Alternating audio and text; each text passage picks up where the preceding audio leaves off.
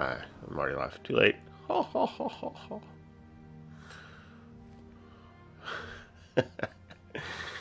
The decorations remind me of what I just watched. Options, video, screenshot.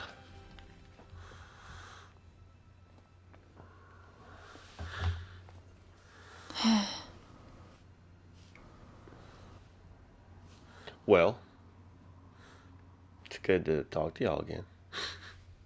Yes.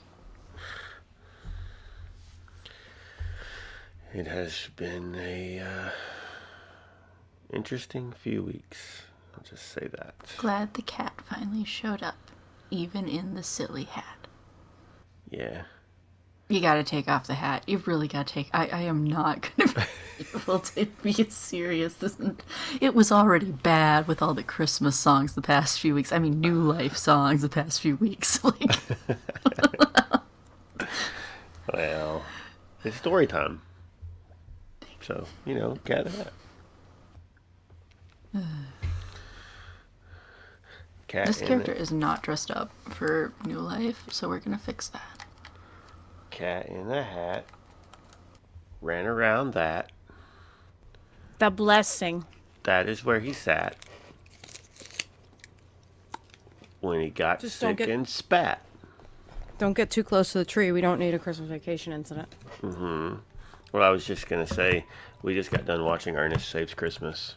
And I'm looking at the tree, and all I can think is, oh, Christmas tree, oh, Christmas tree. Oh, Christmas tree, oh, Christmas tree. Oh, Christmas tree, oh, Christmas tree. Because he only knew those words. Honestly... okay, yes, go ahead. I was going to say, did you know that some of that movie was filmed, near me? I was supposed to be in Orlando. That makes sense. Mm-hmm. Yeah, I think his truck actually says, I think his truck might actually say my town's name. I don't know. I'm not sure if that was a real place or not, but... Isn't it weird when things are filmed near you where you, know things? Yeah, one of the girls caught in the credits about that, and they were like, wait, that's in there? I was like, yep, it is. So... But... And to answer your question, yes, the side of his truck is a real place. Okay. I mean... The Snake Ranch might not be the place listed as. Them pythons. Everybody wants pythons. Them horror movie folks want pythons. I mean, yes. Yes, they do. It's great. Awesome. Tis great. Ignore... Oh, wait, I can mute. Hold on. Lore Master's Archive. I forgot I haven't read it yet. Oh, I started to read some of it, and it was long. Bro. I was like, I ain't got time to read this right now. This is the first Lore Master's Archive I actually have read before we started a show.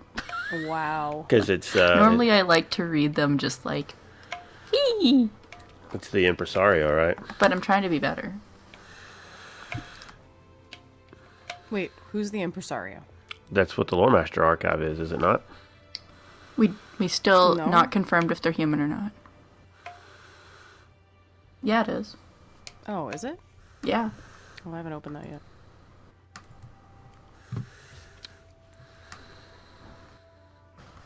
Oh, it's about holidays. Yes. Okay. Yeah. Impresario. Yes. I didn't realize it was from that perspective. I forgot. Okay. Crown, my granddad is somehow related to Elvis. That's random. You said his dad grew up where they filmed the OG Hills Have Eyes. I don't know if any of my family or myself are near where anything meaningful was filmed. But I think my granddad was related to Elvis. Sure. I'm still not a fan of his music. He said, nice. And to not turn this into a huge tangent, but because it's a great holiday movie, Grumpy Old Men. Yes, I love Grumpy Old Men. I'm not sure if I've ever actually watched that. I recommend. I watch it when I'm homesick. It's great. So good. And Grumpier Old Men. Yeah, Yes. I feel like good. I've seen Also part great. of at least part of one of them, but I don't know. They're both amazing. Yup. Alright, I think I am ready whenever you are. I am ready to actually get on task and get this done, because it's going to be a Me long too. show, maybe. Yeah, probably, with the discussion. That's why we did a tavern talk last Paper night. ASMR here. I actually, printed off a thing and made notes, and there's sticky notes. Oh my. I'm proud of me. Yeah, we did a tavern episode last night, and we only talked about 2 things, and it was still 2 hours long. Yeah. Yeah, there's some stuff to talk about, for sure. Yup. I was going to print some stuff off, but then I got to thinking, I was like, you know what? It actually isn't that much to print, because one of the things is already going to be in here. And the other thing I just need to find. We have 3 hosts tonight, so it doesn't have to be a speed run. Yes. Oh, it won't be. It won't be. It won't be a speed run. No speed. I took a nap earlier today in anticipation of us blabbering for a long time.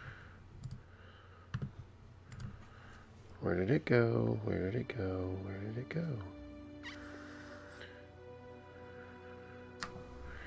Sorry, I'm just trying to find... Okay. Alright. I guess I found it. Hello, everyone who is in the Twitch chat right now. Thank you for lurking. We are still working on getting things set up for the evening. Yes. Okay. Are y'all I ready? said, dude, y'all are turning into the Tales in the Tavern of Yore. What? Like, i.e., we're turning into Tales of Tamriel? Nah. No, they We're still not don't. that professional yet. They still don't have We don't as many. have an intro or commercial breaks. They still don't Or have Wes as many. Johnson. They don't have as many episodes as we have listens. So. I mean, I could remedy the intro very quickly. I do have the power. I still have it pinned in our Discord chat. Yeah. What? Our intro that we wrote when we started the show that no one ever recorded. Oh. Man, that's like 2 years ago. Yeah. I don't remember Yeah, that. you were supposed to be in charge of audio. Oh, I just dang. draw things. Shots fired. I'm Yeah, sorry. remember? Deep in Grahtwood, under the shade of Eldenroot, 4, well, now 3 adventurers take a break to discuss current events in Lore of Tamriel. Come join them in A Snugpod Cast. That sounds so professional. Way more than what we do. It should say, deep in Grahtwood, under the shade of Eldenroot, 3 adventurers, well, talk a lot. And discuss some things, and maybe some lore. Come join them in A Snugpod Cast. I pride myself in being professional, and then there's the 3 of us put together in a room. I know. Deep in thought, Same. the cat puts on a hat.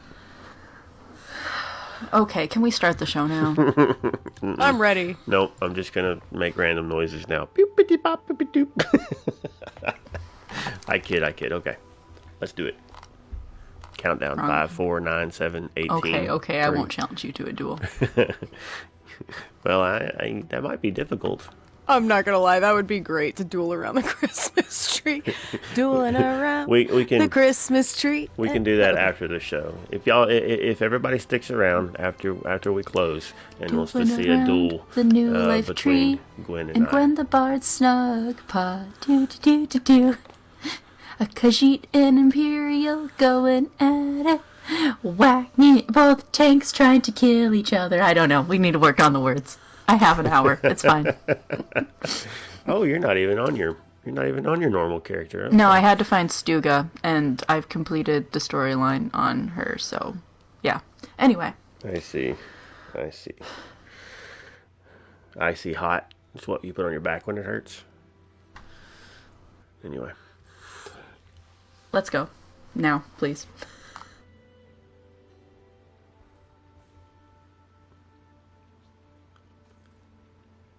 Hello, everybody. Welcome to A Snugpod Cast.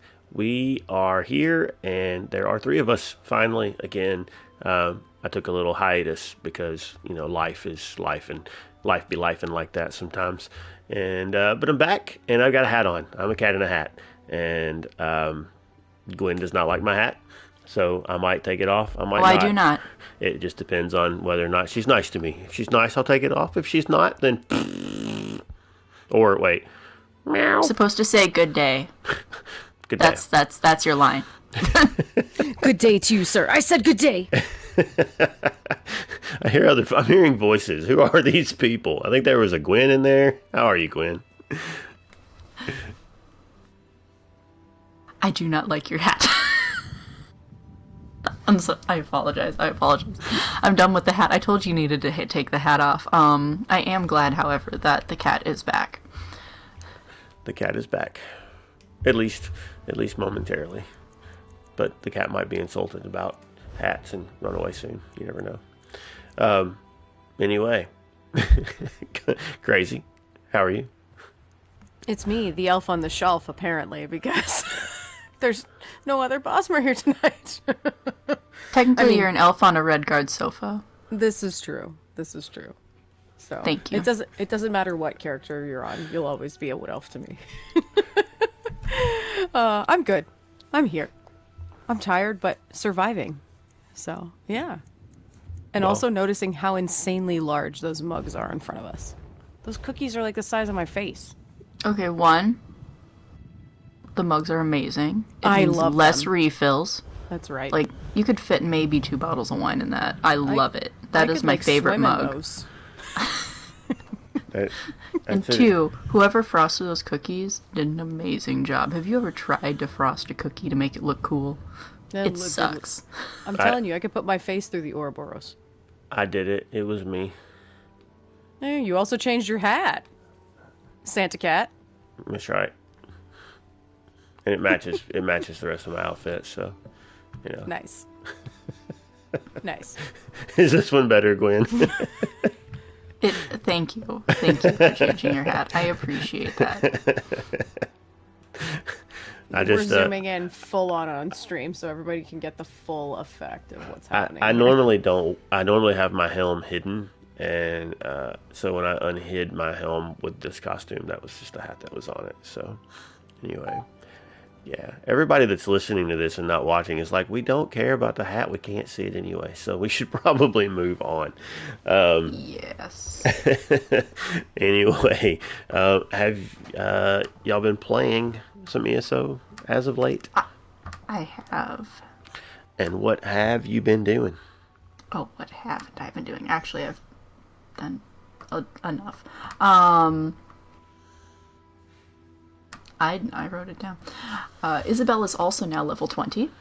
And I am... Okay, I wrote raged, but I'm actually just frustrated. I'm frustrated that you are unable to see Stuga as easily as you could in the past. Because it took me a while to find her, because I was working on my reference photos for the outfit. By the way, the shirt's still not done. However, I have been much more productive on her this week than I have in previous weeks. So, if you know anything about sewing, there's bias tape, right? And then there's all the little straps on Stuga. We'll just explain that. You know all the little straps on Stuga? Well, I saw those initially and was like, I could just sew those on with, like, bias tape or ribbon or something. Well, I made it all myself. I had to cut all the bias tape strip things myself because I had to make it out of suede to make it actually look decent, right? So I've been having to sew all those on. So we've made a ton of progress sewing a ton of those on. However, the shirt still isn't done. But it's all things that need to be done, so we're good. It's fine. Just jumping around from part to part. But finding Stuga is like finding Waldo in this game now. That was rough. And I did some fishing. I got the fancy... Apparently there's this amazing mythical purple fish in Hrothgar. You talk to this lady and she tells you this whole, like, big fish tale, right? And then you go fishing. And it's the first fish I find in Hrothgar. Because I apparently had not caught a single fish in Hrothgar. And it's the first fish I get in Hrothgar. That was awesome luck. I did not have luck for the rest of the fish. And then, so I'll also, all I want for my birthday is to do Lucid Citadel on story mode. That's where we're at. More about that later. Anyway, what is up with you guys? Remind me, is that a dungeon or a trial? Trial. That's what I was thinking. I wish for I wish for hard things. I wish for a lot. I am not a simple person to get a gift for. You just gotta find, 11 other people available at the same time. I need 11 people in the same room at the same time to get a thing done and coordinate and be like patient for each other to go through dialogue. I know, I'm asking a lot. But it's my birthday. You're not really asking that much, other than we have to find the people on PlayStation. That's the hardest part, honestly. That is the hardest part, actually, yeah. What have you been up to, Kat? Not a ton. I've missed like 10 days of even logging in. But I have been trying to do some of the new life stuff just to get my tickets. And I was able to get my house. I didn't realize that I was as close as I was. I thought I was going to have to get the Molag pet again. But apparently I already did have it. I just don't have the things to make it again. But is there another morphable coming, or was this the last one for that? No, this should be it, I think. Okay.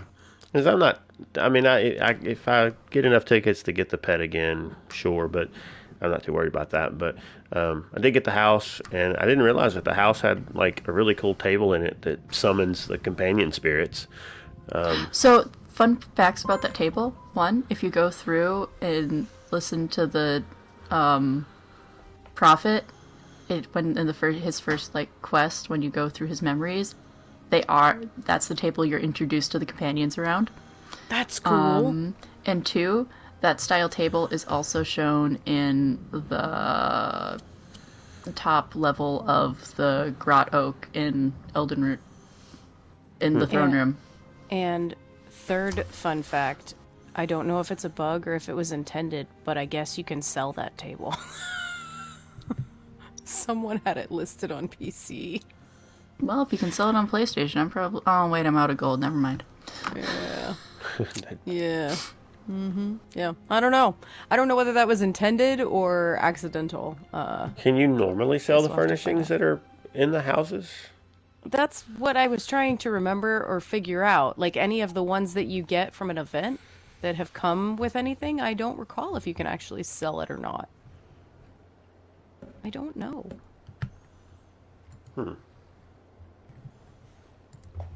Well, I don't know. Interesting. Okay.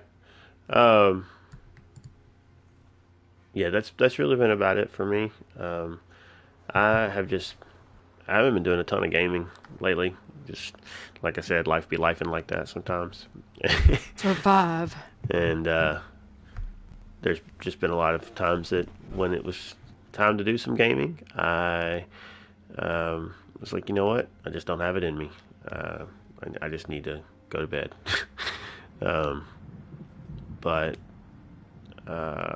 anyway, how about you? I've been pretty busy-ish. So I've been working on Zareth Var, which I really like him. I have not gotten to progress. Wow.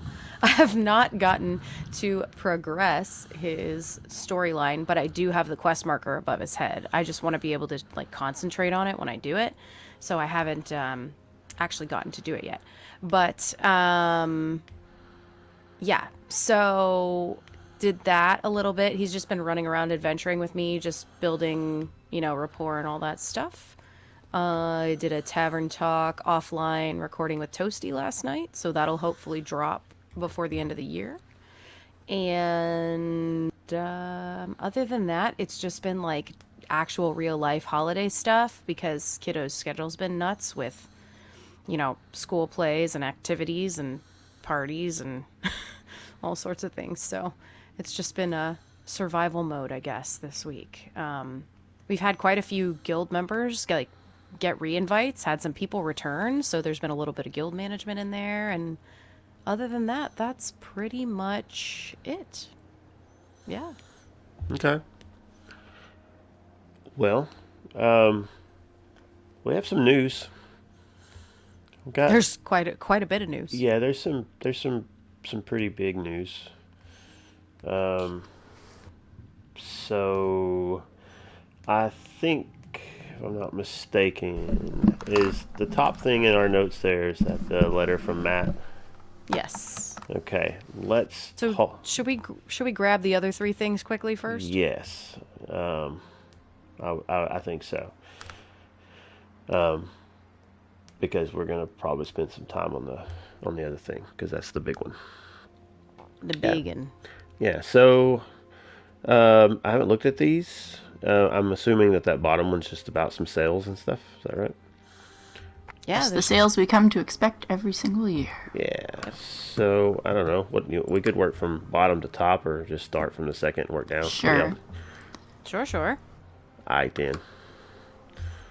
Why isn't that? I did. Why is that not? It's not opening. I don't know what's the deal. It's not opening for me. That's okay, because I have it open.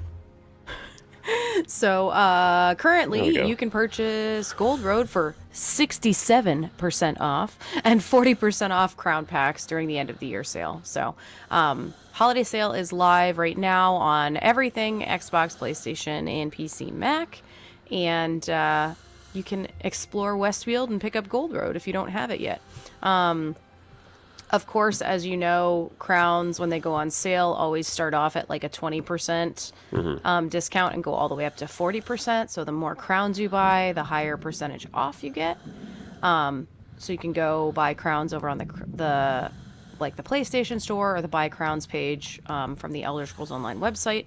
And then, for those, the dates obviously always run differently per platform. So Xbox's sales are through January 2nd. PlayStation's sales are through January 6th. And then the ESO store are also through the 2nd. Steam is through the 2nd of January. Epic Game Store, just to be really different, has two different dates. Their Standard Edition and Gold Road are on sale through January 9th, but the crown packs only run until January 2nd. So, I would say, depending on which platform you're on, just go and check out the news posting to make sure that you hit the right dates for everything. And actually, through the news posting, there's a Buy Now button that you could click, and it'll take you directly to those places where you need to go. So, yeah, that's it. Yep. Boom. So I'll link that in show notes. So if you anyone wants to check that out, they can't remember those dates, make it easy for you to find. Just head down to show notes and grab their link. All right, cool. New Life Festival is going to be starting sooner than today. Never. It's already running. Sooner than today. He caught himself. Oh no, that was totally intentional. Sooner than today. See? Oh, okay. I knew what I was doing. I always know what I'm doing. Always. I think you're good at faking it sometimes. I am professional, okay? So, yeah, we've got New Life Festival. Travel Tamriel to spread merriment during this year's New Life Festival and earn bonus XP and rewards.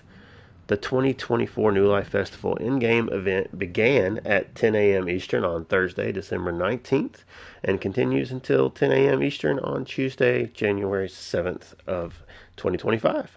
That's next year, guys. Next year. It's almost 2025. Let that sink in. Okay. During this year's festivities, you can earn a variety of jolly rewards, including New Life boxes, XP boosts, event tickets, and more. During the New Life Festival, you'll automatically enjoy a 100% boost. So they've completely done away with having to blow whistles and all those things that we used to have to do. So you just passive 100% boost to your XP whenever you're doing anything. No extra steps required. If you want to join the party and toast the passing of another year with seasonal zest, complete the New Life Festival's introductory quest and collect Brita's Bottomless Mead Mug memento via the following steps. Go to the Crown Store, get the thing, do the quest. That's pretty self-explanatory. Let's skip down a little bit. But you're going to unlock, after you complete the introductory quest, you unlock 10 special New Life Festival daily quests, 9 from Breda, and 1 from Petronius Gallinus. That sounds like a Harry Potter name. The pair will task you to travel across the... What? He's the Old Life Festival guy. Yeah. So the pair will task you to travel across the vastness of Tamriel and share seasonal merriment with its denizens. So you can earn in your New Life Festival toys. These are returning things. The sword swallower kit, juggling knives. These are the things that are going to fill your inventory up. In case you're wondering, you always end up with tons of these things, and you can go throw mud balls at people or stand in the courtyards and juggle knives and stuff. There's also mementos for some of those, right? So they don't take up inventory. Don't some of those things have mementos too? The endless mud ball. Oh, yeah. Mud ball. Yes. Yep. So you've got Wolfsbane incense. You can get Skin Changer motif, New Life Festival recipes, furnishings, Deep Winter charity writs, Imperial charity writs. And then a couple of new things. A Bolt of Winter Storm cloth. If you've already earned a Bolt of Winter Storm cloth that day, a Morningstar Frostwear outfit style page or an Evergreen Armor outfit style page will be given instead. And the rune box for the surprising snow globe memento. The chance to receive this increases based on how many bolts of New Life Winter Storm robes you have earned. And with this event, the Impresario will be returning, or has returned, is here currently. And you can get event tickets, and you will be able to use those event tickets to get all of the year's morphing collectibles: Anchorborn Welwa Mount, Master of Schemes Personality, Plainmeld's Master Body Markings, Molag Ball Illusion Imp Pet, and all 5 of the 5 Companions Home Fragments. Also, new fragments for the New Life Winter Storm Robes costume, new surprising Snow Globe Memento Rune Box, and the New Life Festival grab bag, which has the Mud Ball Pouch Memento. That's the one I was talking about. The Nordic Bather's Towel costume, Colovian Fur Hood hat, Colovian Filigreed Hood hat, Sword Swallower's Blade memento, Juggler's Knives memento, Fire Breather's Torch memento. So they all are included. Okay. The Snowball Buddy pet, Powder White Coney pet, Nord Carved Armor style page, Impresario group repair kits, and Companion Guild commendations. So this is your big chance to get all 5 of those pieces needed for the house. If you haven't had a chance to check the house out, it is pretty cool. I don't think I'm going to be moving my primary residence anytime soon, but it is a pretty cool space. Each one of the rooms has a little hint to who it belongs to. Just when you go in and look at like the curtains and the style that they're in, you kind of get a little bit of an idea on perhaps who that room may have belonged to. And the Impresario's colleague, Ninelure, the Indrik vendor, will have Nascent Indrik feathers, Pure Snow Indrik berries, Crimson Indrik berries, Frostlight Indrik pet, and the Rosethorn Indrik pet. And lastly, the Impresario's assistant is offering the following, which you can also acquire with event tickets: the Unstable Morpholith, that's a fun word, pet fragments, Soulfire Dragon Illusion pet fragments, Kavachian Incense, Daggerfall Paladin costume fragments, and Dagonic Quasigriff mount fragments. So lots of stuff. If you've missed in the past, you'll be able to pick up using your event tickets from one of these vendors. It says, it'll soon be time to usher away 2024 and ring in a new year. So why not hop into ESO and do it with festive style? There are plenty of great rewards available for doing so. How do you plan to spend your holiday time in ESO?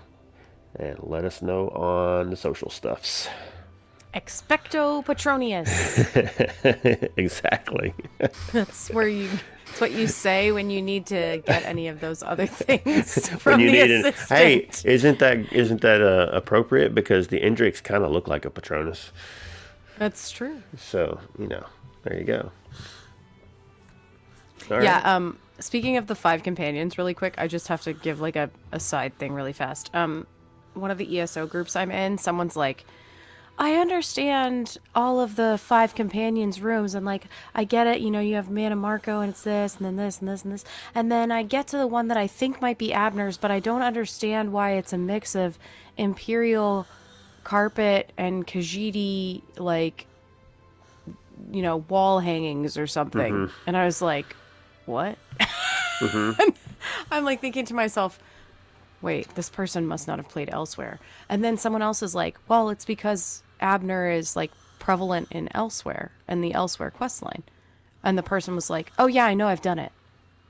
I'm like, well, they obviously don't know he's an Imperial. I was so confused. So I literally like posted a response and I'm like, well, Abner's daughter is like Empress Regent to the throne, the Imperial throne or whatever. And then I said, and his half sister has taken over Rimmon. So there's your connection to Elsewhere. And like, if you do the Elsewhere storyline, you'll understand why he's probably got half Khajiit, half Imperial stuff in his room. But it was just really funny because they ask the question and then they're like, oh yeah, I know. It's like, I don't understand why you just did that. I was I was like, were you looking for the lore answer, or were you like, I don't know. Maybe they were just confused. Like they couldn't figure out why they mixed 2 styles for his face. But I'm like, it makes sense to me. We already had this conversation when I reviewed the house initially. I vaguely remembered this. Yeah. And I see their viewpoint on it because it doesn't make sense initially, technically, when you're thinking about it, but it makes sense from an out-of-lore standpoint. Yeah, I guess it would depend on, because it kind of threw me off a little too. I was like, wait, Khajiit stuff. And I wasn't thinking about that being his. I actually wasn't putting together. I was like, okay, Red Guard, yeah, that's Sai, Nord, Lyris. So I was back in there. Okay. I'm sorry, I'll let you finish your thought. But you said Lyris, and then it reminded me of another thought. Mm. No, you're good. I was just saying, Okay. I just, when I saw the Khajiit, and I was like, well, none of them were Khajiit, and I wasn't thinking about that being Abner's. So I just didn't even think about that. But I do see how that would fit, given who he is, his connection. But I guess that happens. All that happens later. So if this was left this way prior to that, then it's timelines. The big question is timelines because how are things clicking for timelines, or are they just trying to decorate it? Because yes, this person had a play in this, so that's why we're just including these things too. Because later on, when I was going back into it now again, when I was furniture shopping, I was in Lyris's room. Like, the one we all agree is Lyris's, right? It's Nord. It's Lyris's room. But after everything happens, sorry, spoilers, guys, Lyris is an agent for Yorin. So why would she have solitude furnishings in her room?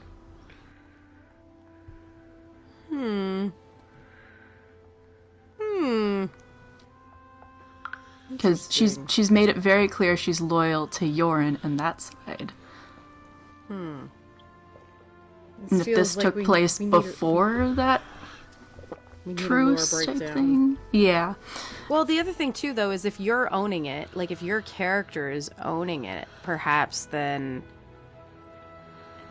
you could make the argument that they have been back there since everything happened before you're obtaining it. But and then I've heard people question on that note, like, oh, so are we getting all of the companions as house guests now?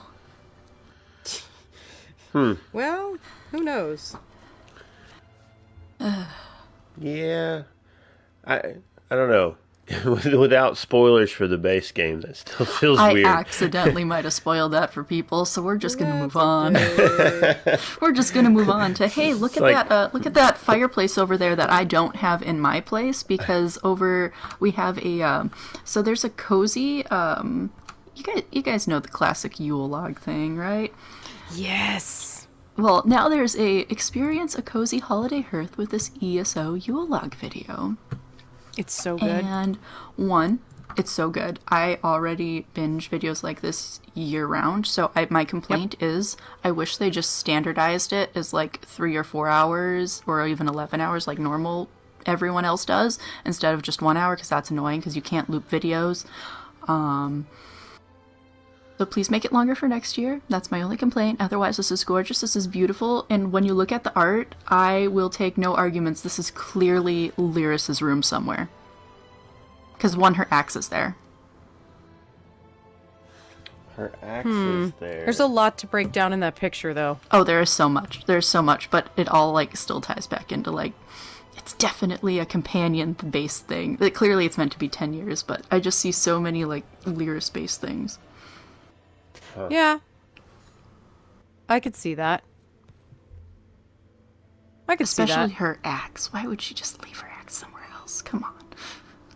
Well, I mean, why is Zabi sleeping there? That's a... Isn't that Fezes? Fezes, sorry. I said Azabi. That's not what I meant. I meant Fezes. Yeah. But even so, I guess you could argue that they're with everybody. I don't know.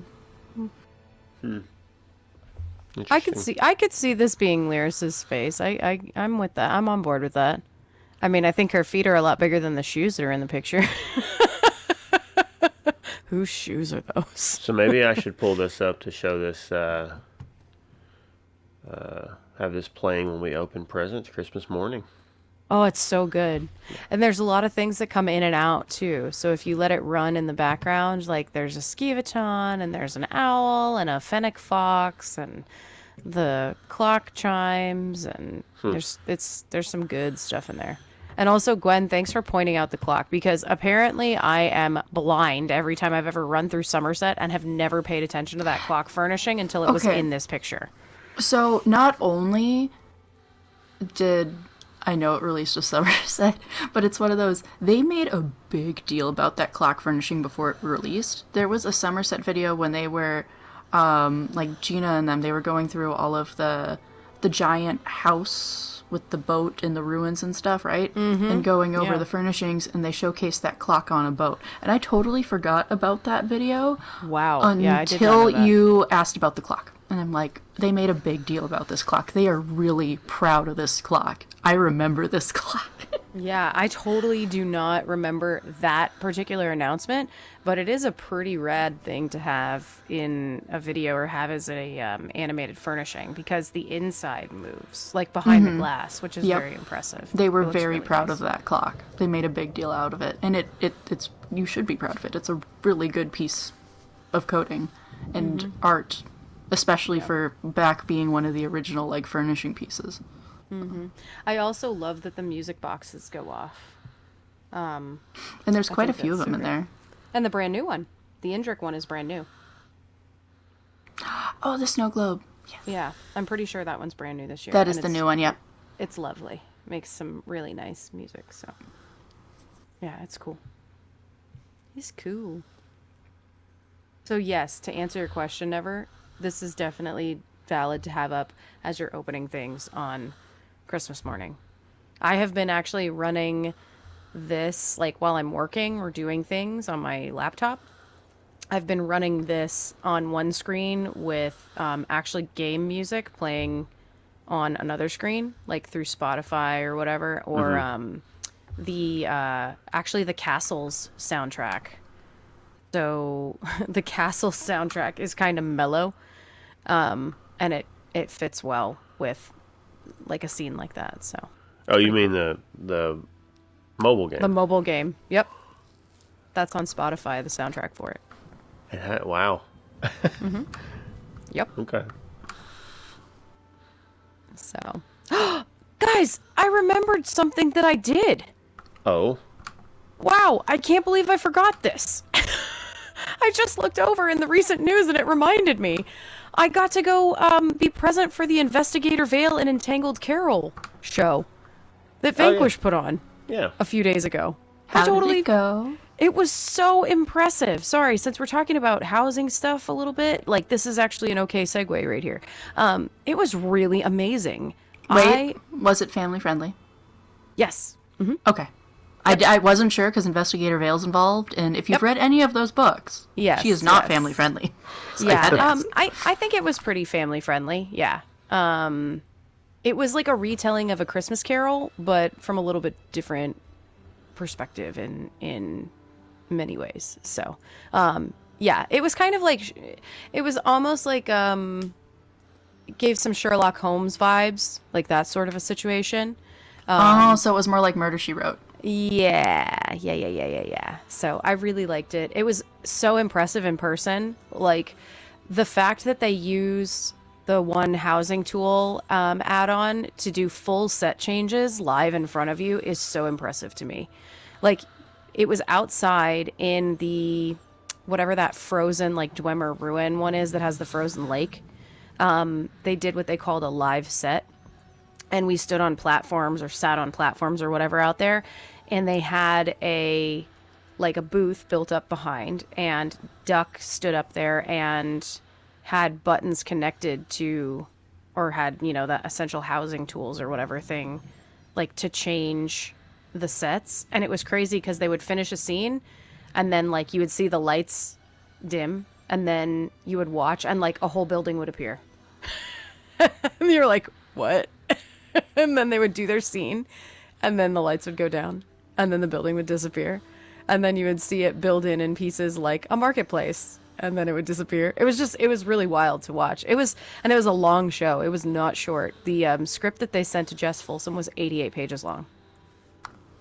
So, like, I think the cast was about 8, I want to say, like 6 or 8 people.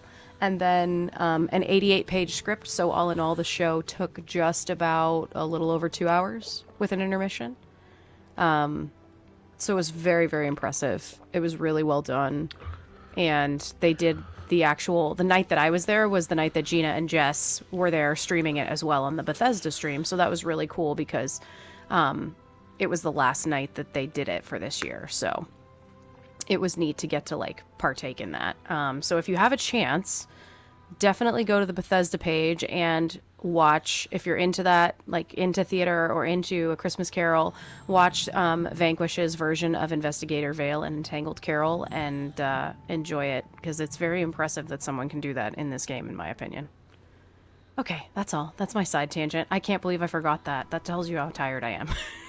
It's okay. We're both tired because I was going to even prompt you to say that when it was your turn, and we just kept talking about the Cat in the Hat, and I totally forgot. Yeah, same. Oh, same. now it's my fault. Thanks. Yes. Yeah. Blame the Khajiit. You're so distracting.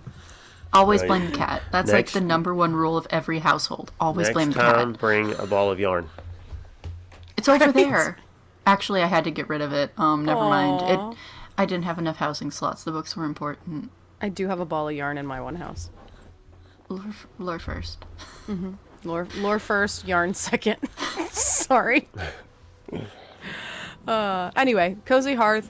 And while your Cozy Hearth is playing, you can stream Vanquish. There you go. And please make it the standard 3 to 4 hours like all other ambience videos for next year. Please and thank you. I love it. It was great. I even look for videos that are like 8 and 9 hours that I can just have playing all night long while I sleep. See, that's what I do, but it always kind of like goes into the next one that's similar anyway, but I normally just do Skyrim ambience. Actually, fun story. I don't know if I've told you this one, but I can recognize the music to the Streets of Whiterun with 0 prompting at all. I was in a room with a bunch of people who have never played Skyrim, know nothing about Elder Scrolls, literally nothing, right? But they had a playlist of just ambient music for the background, and one of them was that. And I'm like, okay, I'm gonna ask you what this is. And they're like, yeah, no, it's that. How did you know? And I'm just like, please turn it off. I play this when I'm going to bed. I cannot focus with this on. Kind of put me to sleep.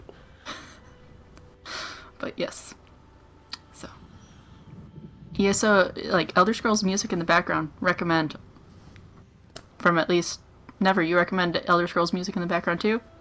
I mean, that's not what I use when I'm trying to Okay, sleep. so 2 out of 3 of us recommends Elder Scrolls music in the background. I won't disagree because the music in Elder Scrolls is generally speaking pretty great. So, but yeah, a lot of tell times, you all what my Spotify Wrapped said about. I think it said I'm in the top 0.001% of listeners for Brad Derek. That's pretty bad.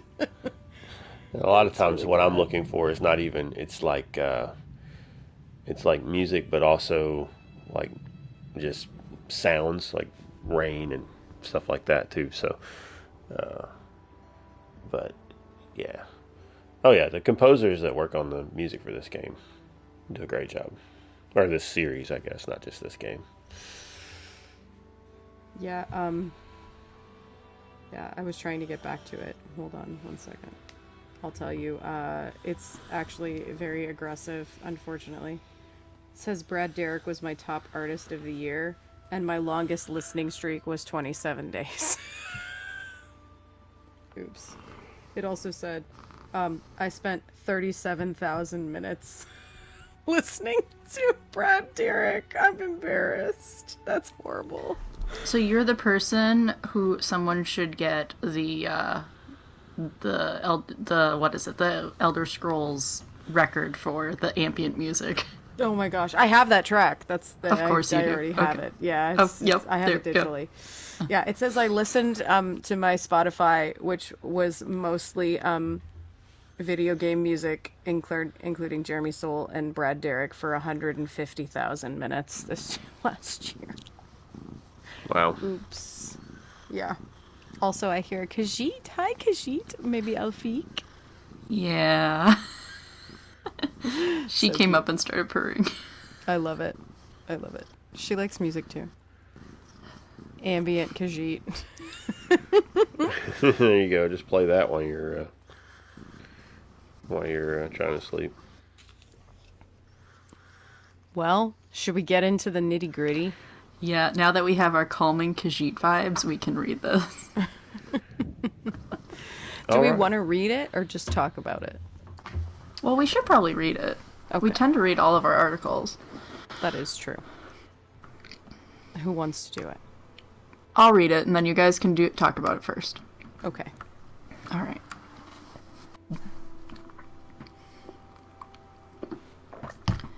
Welcome to everyone in the Elder Scrolls Online community.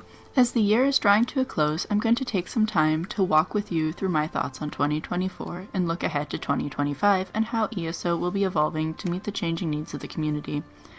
First, a few notes about 2024. I probably say this every year, but 2024's ESO content was among my favorite. I love the vibe and story of Gold Road, and now that Home Tours is allowing me to see so many other people's homes, I'm seriously considering making Maryvale Estate my main house, although it will take a lot to unseat me from Mornoth Keep. 2024 showed me that we are still creating wonderful content for all our players. We ended the year with 2 new companions. I'm currently adventuring with Zareth Var, although I'm early in my journey with him. As well, some fun tweaks to Battlegrounds and much more. I look back on 2024's content and updates and am very satisfied with our story, content, and systems updates. It was wonderful to spend time with fans in person in April at our Amsterdam 10-year anniversary event, and for team members, sadly I could not make it, to attend the German ESO Tavern in July. We had many other smaller regional community events, some of the first time in their territories sprinkled throughout the year, where fans of the game got to meet one another and share stories about their shared time at Tamriel. And now it is time to look forward, which will comprise most of this end-of-year message. Change is a constant, especially in gaming. The gaming industry changes, player habits change, other games come and go. In fact, change has been constant since ESO launched in 2014. We have been able to keep up with the times, make hard decisions and big changes when it was time to make them. Looking back on all the changes that have gotten us here, it is pretty clear that we have generally made the right decisions at the right times for our game. And now, we're looking forward to 2025 and how we can change ESO to keep it relevant, awesome, and compelling. Since 2017, we have released amazing content and systems every year, but always on the same schedule. This annual cadence pushed the team to focus on short deadlines every June, where all types of content, systems, content, zones, etc. had to be completed at the same time and has not left us much time for experimentation or thinking about doing things differently. At the end of last year, we gave a slight heads up that we would be shaking things up. Our lead times are so long that we were already planning for some of these changes back then. And I'm very happy to say that starting in 2025, you'll see new ideas and ways of launching content start rolling out. Turning the page on chapters. We've been incredibly successful with our strong annual chapter releases, starting with Morrowind in 2017, up through Gold Road just 6 months ago. Zone design and quest/content is at the core of every Elder Scrolls game.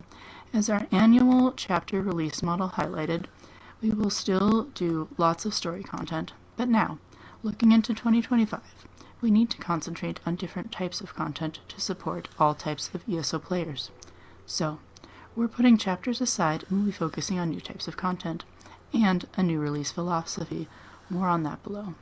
As 2025 will be a transition year for new content, we're going to have new zone-based content launch in 2025, but you'll have to wait until April to hear the specifics about how it is different. Stay tuned. Introducing seasons. Over the course of 2025, we will be moving more towards a seasonal content model and away from launching massive content updates once a year, as we did with chapters. We'll be talking much more about this in the future, but in 2025, expect to see named seasons of 3 or 6 months duration with a mix of theme story content, events, store items, dungeons, and more. 2025 will be a mix of old and new as we move the dev team towards creating smaller, bite-sized pieces of content. We will still have some larger items that we'll be working on for over a year, which you'll see at launch as well. Freeing up the dev team from needing to adhere to a strict annual cycle means we will be able to have teams launch content when it is ready throughout the year and not work to date in June. This will let us focus on a greater variety of content spread over the year. This supports the new seasons model and will enable us to release content, updates, fixes, and systems in a more efficient manner. A new focus on change and experimentation. We have been hearing from you, the community, that we need to experiment more to shake things up and not be so predictable. The game needs new and different types of content and for long-standing feedback to be addressed. We have already started on some ideas that will be tested in 2025. These systems and ideas will be clearly marked as experiments in patch notes, and are ideas that may not be fleshed out into full game systems. With our new focus on breaking up content into seasons and away from years, it gives us time to do these experiments and changes. Here are some of the ideas that we are working on, some of which you may see on the live servers as tests in 2025 and beyond. Some of these will be tests, and some will be improvements based on player feedback. We need to seriously address Cyrodiil performance. Our ambitious goal is to return it to the concurrency levels we supported in 2014. So, we will be experimenting with the Cyrodiil campaign where all classes will have PvP-specific and more performant skills that replace the standard player skills with the expectation that we can support more players per campaign.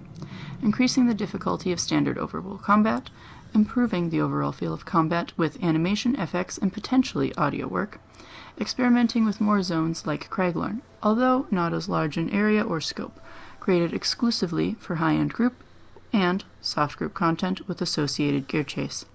Adding and refining tools to make guild recruitment, interaction, and management easier and more logical. We have more ideas here, and of course, we're listening to you and we'll be coming up with new ideas based on your feedback. Concentrating on new and returning user experience. It is a long past time we addressed ESO's new and returning user experience. The game is so large at this point that we need to refine the new user experience. Our goal is to shield new players from being overwhelmed by dozens of content options presented to them on entering the world, and instead give them the essential guidance they need to enjoy the game before opening it up to all possibilities. Additionally, we have many millions of players who return to the game every year after taking months to years off, and it is often confusing to them what they should be doing. We need to address this by making sure that the game's map and other quest information UI areas clearly show the user where they were when they left, what has been added since then, and where they will find content they will love. Here are just a few of the items planned to improve the new and returning user experience. Some of these will launch in 2025, some afterwards. A new patcher with improved visuals and performance, PC only, returning to the original Wailing Prison tutorial area for all new players. This is already launched, but we will be regularly tweaking it to improve the experience. Visually improving the base game zones with updated textures and art assets, starting with the starter islands. These should start rolling out in March 2025. Not showing new players prologue quest or chapter quest compass pins. The jury is still out on how Stuga will feel about this. Sprucing up the game's PC UI, which is long overdue for modern visual upgrade. Other map and UI systems still in design and idea stage to make returning to the game more seamless and get you back into the action quickly. Continuing to tell great stories. With the changes to our content release model, please be assured that we are not abandoning new quest content, but we will do it in different ways than we previously have, as our focus will not be on adding giant new landmasses, although we will do that from time to time. Instead, we will use existing zones and areas to tell new stories. Some of these are continuing the stories in existing zones and storylines and bringing back familiar characters. New stories focused on Hallmark Elder Scrolls organizations like Dark Brotherhood, Thieves Guild, Fighters Guild, and Mages Guild, splitting a large zone across multiple updates. We are embarking on these changes to give the development team the space to find new cadence that will mix new content and systems with addressing feedback, fixing issues, and adding new quests and activities to existing zones and stories. It will not be as regular as the old annual cadence, so expect seasonal launches and new content, systems, and test announcements throughout the year, not necessarily in January as we have done since 2017. Speaking of, to give everyone a heads up, our next big announcement event will be in April 2025 as we introduce our first season. There will be a bunch more in the April announcement, but for that, you will have to wait. We will still have content update in March 2025 on PTS as normal in January, and we will give you more information about that sometime early in the new year. You've already heard the news that we will not be doing 2025 North American Community Event as we originally planned. This was a difficult decision, but as shown by all the planning and development changes listed here, we need to focus on the game itself for a while this year. That said, we will still see you at local community events in many territories, so stay tuned for announcements and details on those. And finally, my thanks to all of you. Thank you so much for being a part of the wonderful community that makes up this amazing online virtual world. As I have said many times before, we would not be here without you. You all have navigated many changes throughout the years and have given us invaluable feedback that has helped steer our decision-making since our beta program started in 2013. Have a wonderful holiday, and see you in Tamriel. Matt. That's a lot. Yup. Kat, do you want to give your thoughts first, or should I give my thoughts first, or should we just kind of talk about it organically? Yeah, I say we just talk through it. Fair warning, I may be a little more pessimistic than you two. I'm pretty sure you are. That's why it's good. And I am trying to be fair in my thought process through this. But there are things in here. There's things in here I like, but there's things in here that concern me. And I've done a little reading through some of the forum stuff on this. I'm just curious what other people were saying. and some good points were raised, kind of on both sides, in favor of, and less in favor of, I guess. But let's see. Let's just maybe just kind of work through it a little bit. So the season thing is the big thing, I think, for me. So I feel like maybe I'll talk about that more toward the end. So let's skip down to the new focus on change and experimentation section. What do you guys think about that? Some of the kind of those bullet points listed there. I got to get to it. Okay, so you want to skip the seasons thing and the chapters thing first off. And go to change and experimentation. Yes, because the chapter thing is where more of my concerns are. Before getting into that, I see. Just kind of go through some of this other stuff, because there are some things in the change and experimentation stuff there that I do kind of look forward to seeing. And so we'll just go ahead and maybe just go through some of that, because I think some of that maybe it's less conversation on some of those than the other thing, because we may bounce back and forth a little on the other stuff. Yeah. I like it personally. I think if they're doing shorter bouts of content for me, I think this is a good thing.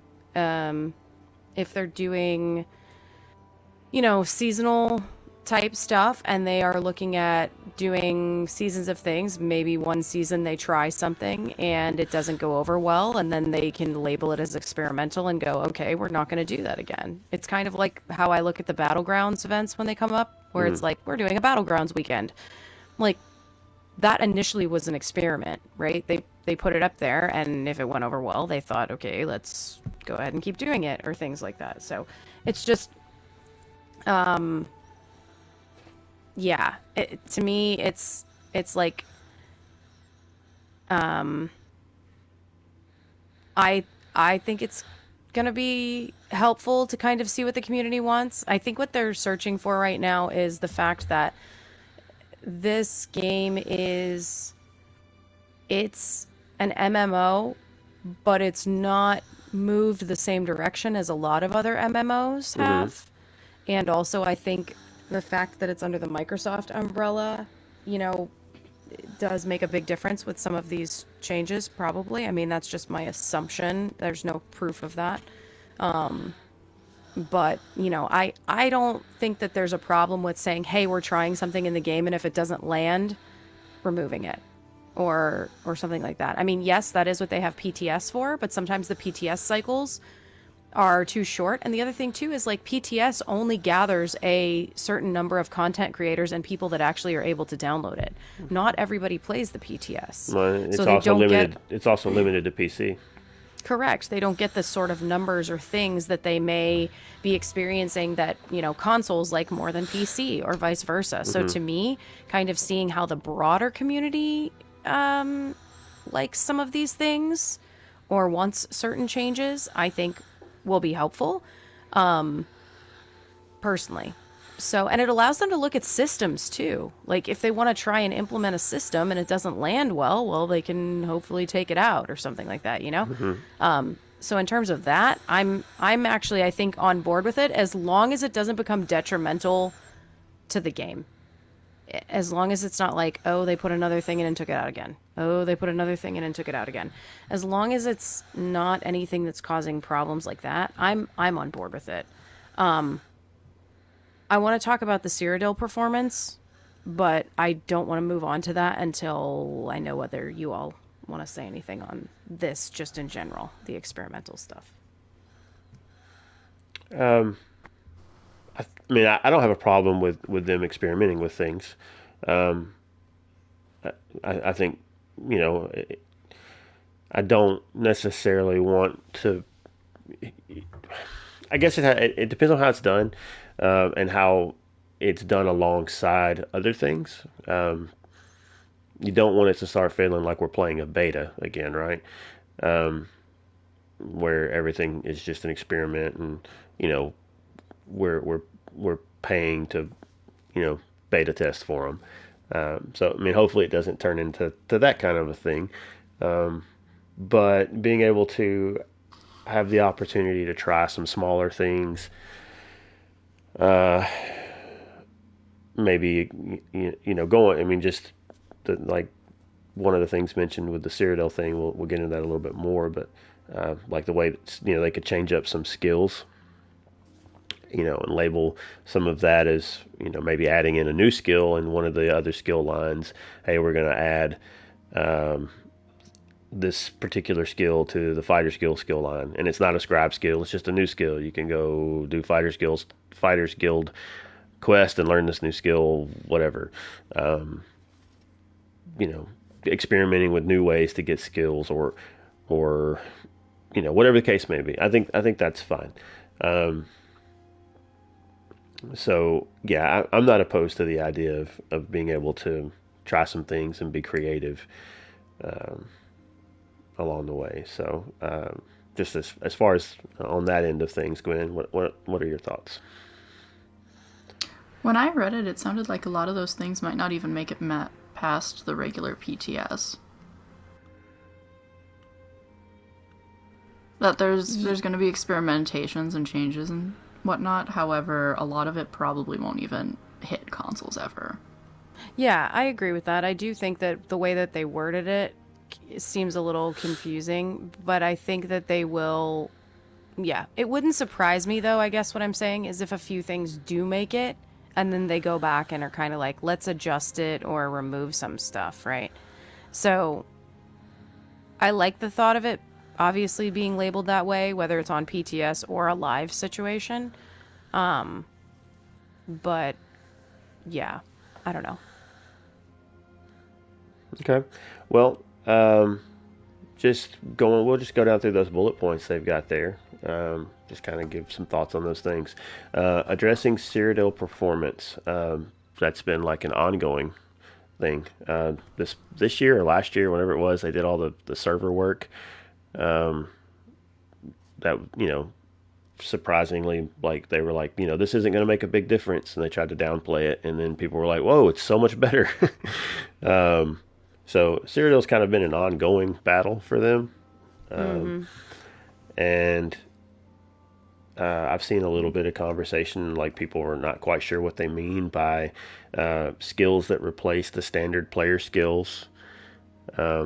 Like all classes are going to have PvP specific and more performance skills. So you're gonna spend a bunch of time making a build and learning these skills.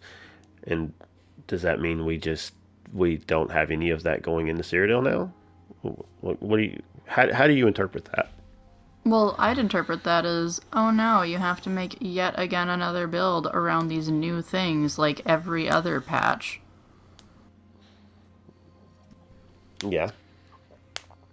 Okay, the way I interpreted this is essentially that for me, there will be PvP specific skills that are limited. That way, it's not doing the calculations on the backside of the server for everybody's gear and skill set, right? Because we know that there has been a challenge with that. There are so many sets in the game that proc based off certain situations or certain calculations that they even did that test for a while that was the no proc test, and I think that's where some of this is stemming from. I have a feeling that they figured out once they turned off procs for certain things, some stuff got a lot cleaner. Explain this no proc test to those of us who have not heard of it. Oh, a while back. What was that, like a year ago?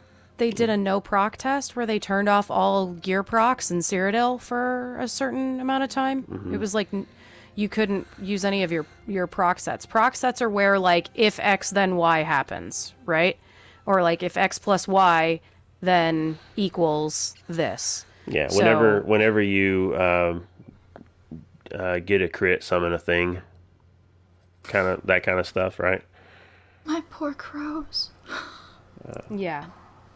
Anyway, Yeah, any continue. set that Thank causes you. something to happen. Yeah. Yeah. I think that some of this may have stemmed from that. Like maybe they saw some calculation differences or some performance differences on their side, which is why they're looking into doing this. The other thing, too, is like for me, I took this to read as you'll get a specific PvP set of skills that replace your standard skills, i.e., when you go into Cyrodiil and you load in, think of it like the same thing that happens when you do like a werewolf transform, right? And you have a completely different bar that pops up. I wouldn't be surprised if that's what happens. So your class, like my Nightblade class, when I go in, would have a skill of... It would have 2 skill bars with X amount of skills that are PvP specific, and I choose which ones go on my bar, and boom, that's it, the end. The other thing, too, is this doesn't say anything about gear, but it would not surprise me if gear basically just becomes like... I don't know if they'll do this, but like just a gear score, right? Like if you're not using... If you have PvP specific skills that aren't proccing certain things or whatnot, then you don't really need to worry necessarily about certain gear sets. So it wouldn't surprise me as well if they gave each class, you know, like a few specific PvP gear sets, and that was it. And for me, what this does is it changes PvP from I have better gear and maybe some skills that I can proc faster to everybody's a little bit more on the same playing field, and now we all have the same base, so it's going to be truly who can 1v1 better or 1v5 or whatever. And for me, personally, I'm on board with this if they can get back up to that 24-man group, because Cyrodiil changed a lot when they dumped those groups to 12. Was it a bad thing? I don't know, not necessarily. Like, you still have good groups during Mid-Year Mayhem and stuff, but do I think the 24-person groups were much more epic? Yes, I think Cyrodiil was designed for those larger Zerg groups or those larger groups to defend a keep. And if they can get back to that with okay performance, and this is how they do it, I'm on board with it personally. I guess maybe the question a lot of people have is, when they started at doing a lot of the hybridization of skills, a lot of concern and a lot of what people don't like about it is they feel like it's kind of, what's the word, homogenized. It's made everything feel a bit samey, which I like the hybridization personally. I like that I'm able to build a bit more the way that I want without having to go worry about, well, I like a lot of these stamina skills, but most everything is magicka, and if I use those, they don't work as well. Like, so I like that aspect of it, but is this going to make it where, every Nightblade is the same, every Templar is the same? You bring up... I think there's a good chance of that. I think there's a good chance of it being mostly the same. Like, you may have a selection of multiple skills, and my bar might be slightly different than someone else's bar, but I think there's a possibility. And you said something that made me... It doesn't say anything about it in this article, but it kind of made me kind of question something else. It might work like werewolf transformations. What does this do to werewolves, vampires? Are they gonna have different werewolf skills too? No, this says it only affects the class. The classes. It wouldn't surprise me if you just... This sounds bad, but can't be a vampire or a werewolf. I mean, I'm sure that they wouldn't... not be a vampire. Well, they could... What? We're gonna ban vampires from PvP? No. That's not what I'm saying. You want to come on the battlefield, they drink this potion? Well, no. I think they could just fix it with buffs, debuffs, right? Like, that's how they would do it. They would just fix it that way. If they're trying to make less calculations or make less things be a problem. But that's all speculation on my part. I don't know if any of what I said is actually going to come to fruition. It's Right. just that's some of the stuff that I thought about or that I've been thinking about since reading this particular thing. Yeah, I mean, a lot of this is going to be speculation, obviously, but I guess I did, reading through some of the forums, I did read some concern about, there's kind of I don't remember the word they used. It wasn't economy, but like there's like a Cyrodiil community that's kind of built the way that Cyrodiil functions now, just in like the warcraft of it and like the way that they go about doing things, and which sets and which builds and what works best for certain things. I'm not a Cyrodiil guy, so I can't speak to any of that. But just seeing the concern of what's this going to do to a lot of those people that have invested the time into kind of building this up. Now, does that mean it's necessarily bad to have that change? No. If the game runs like garbage, it doesn't, then that's not good for anybody. You talked about like the proc sets and stuff. So one of the other things I've heard people talking about too is just things like how dots work and how dots are always having to check for, did you do a thing that's making you crit more frequently? Do you have a thing that if dots are there are so many things that I've never really thought about being the thing that would affect performance, but it is good to see that they're thinking kind of big picture of how to get this problem solved. But I don't know. There are games that like perhaps like you may take like a shooter game, for example, where when you're playing through the campaign or whatever, you can pick any weapons you want. You can carry whatever. But then when you go into PvP, you pick character archetypes, and you get, maybe the sniper gets a sniper and a pistol, and the other guy gets a shotgun and whatever. Is it going to be like that, where you pick Templar, you get this, you pick Nightblade, you get this, and it just kind of, it almost becomes like a character based thing where that's just your set and you just have to deal with it. I'm not sure how I feel about that. And is that gonna be different than Battlegrounds? So I mean, are you gonna have to try to learn to play PvP two different ways now? I get that there's differences in how those function, but just in terms of like when you one-on-one with somebody in Cyrodiil, is it gonna be different than one-on-oneing with somebody in a Battleground? For sure, it already is.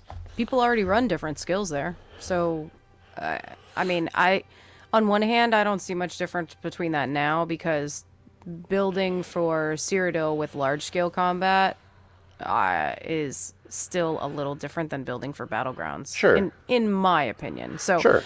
On one hand, yes, I do think that it's going to mean that you would have to learn to PvP two different ways. But the other thing, too, is they haven't said that this is what they're doing. They said that this is something that they're trying to use to address the Cyrodiil performance to see if it's going to help them with the concurrency levels. So it's like we want to do PvP specific skills to replace standard player skills to see if we can get more people per campaign. Because right now, with the way it is, they can't physically support the players per campaign due to how skills are running or how things are running. So for me, I think this is more of an interim. It may not end up that way. They're starting at the base of, okay, what happens if we put everybody with all the same stuff? Does it still run like garbage, or does that change it? Because if it runs better, then they know it's got something to do with the sets and with the skills. But if it doesn't change it and it still runs like poo, then they've got a bigger problem, right? So for me, I'm not looking at this as that's where it's going to land. I'm looking at it as that's where it has to land right now so they can start at the base to figure out what the heck is going on. And reading back through that paragraph, something I think probably overlooked, it does say they're experimenting with a Cyrodiil campaign. So it may be that that's a separate, it reads like that's going to be a separate campaign you can opt into. So you don't necessarily have to play that way even when that's that goes live or goes experimental or whatever the term's going to be. But it may be a separate thing that it's like, come in here and check this out, help us test. If you don't have fun with that, you can still go do the other thing. So you may have the option of either or, at least in the beginning. Maybe. I think that might be hard from a hardware perspective, but maybe not. I don't know. Well, we already have CP and no CP, and I did read some of the comments on the forums were saying that a lot of people tend to play no CP because it performs better. Or maybe they said that prior to the CP change. Well, I think no CP was the one that they tested no procking in. I don't remember. May have been. No proc was tested in. I don't remember if the comments were saying that happened, with the previous CP system or with the current one. But there were people saying that they liked either then or now or both, whatever, playing non-CP because it just ran better, because the game wasn't having to check for all of those different things, that all those different passives that were affecting all of the your skills, your dots, your AoEs, all that stuff. So yeah, there's a lot of stuff that happens that the game has to check for, and and it is a very complicated game, and I mean, just to be honest, it's kind of running on a pretty dated engine at this point. Yeah. Well, it's still supporting last gen consoles, so Yep. that's the other hard thing. Is, to be honest, it's I don't like saying this as a person who started on console, but like, when is it time? That's the hard part. I feel like we're gonna get to a point where that's gonna be a thing, unfortunately, and nobody's gonna like that day when it comes, because it is gonna cut the community. But I do get concerned about it as we add more systems and more things, right? I wonder how they're going to do that. Or if and when that time comes, you figure it's got to at some point. I mean, at some point, Sony doesn't support PS4, Right. Which they, that may be a long way off. But if they, if they're doing away with the current content model of chapters and things like that, then speaking from somebody that played Destiny back on PS3 and then moved to PS4, the last content update they put out for Destiny 1 did not release on PS3. That is the thing that pushed me to get a PS4, because that was the game I played with my buddies all the time. And if I wanted to keep playing, I was like, well, if I'm going to get this new stuff, I have to upgrade. So I'm going to have to go do that. Right. And you could still play on PS3. And I think, I don't remember if they even had cross-gen back then. I don't think they did. But they still supported the game up until that point on PS3. But then it was like, what we want to do with this new update, particles and environmental effects, the PS3 can't do it, and the Xbox 360, whatever. So it's only going to be on the 4 and the Xbox One, whatever. So they could do something similar. They could say, the game will still be live. It'll still get seasonal events, as far as new life and things like that. Like, they'll still come to the game, but as far as new content going forward, that may not. Now, I don't know how that affects any major changes they're making to this kind of stuff being on the old platform, but yeah, I think time may be limited for the previous gen stuff. Yeah, and that's not in here, so don't get confused as we kind of sidetrack to that. I'm Right. just thinking, if they're looking at performance overall, there may come a time when that's going to factor into it, Yep. Eventually in the future. To What do you wrap think? up my thoughts on Cyrodiil, Perfect. players who care about PvP and care about Cyrodiil, things change. They always change. They will find a way to adjust with it. And if the it does indeed optimize it. It makes it better performance. They'll stay. They'll go along with it. If not, they'll find something else. They just won't play it. That's what it boils down to. I agree with you. And I think that there will be enough people that want Cyrodiil to be better or want it to go back to these large groups that there will be a hopefully big test bed for it. So I think hopefully we'll end up getting some good information out of this whenever it happens. Exactly. There's a lot of people who care about Cyrodiil and are quite vocal about it and came to the game initially for its PvP aspect. So well, that was what all the original cinematics were. Yeah. So we have, like you said, that test bed of players, and they end up liking it, and things go well, and they're able to get things taken care of. Awesome. So we can move on to the next topic. Yep. Increasing the difficulty of standard overworld combat. Yes. How? Blanket statement, yes. How? I think that it's an MMO, so I don't want to be able to solo a world boss. Okay. Have you been to one of the heavier zones? Yes, but that's what I'm saying. I think what they're discussing here is non-DLC zones, right? They're talking about standard overworld base game, in my opinion, because that's what people have been asking for a long time. I think they mean pretty much anything overworld at all. They probably do, but I'm just saying I think a good starting base is where they have the DLCs currently. This is something that people have been asking for a while, right? I've seen a lot of talk about just it's just too easy. And yeah, there are world bosses that you can solo without even needing to have a very optimized build.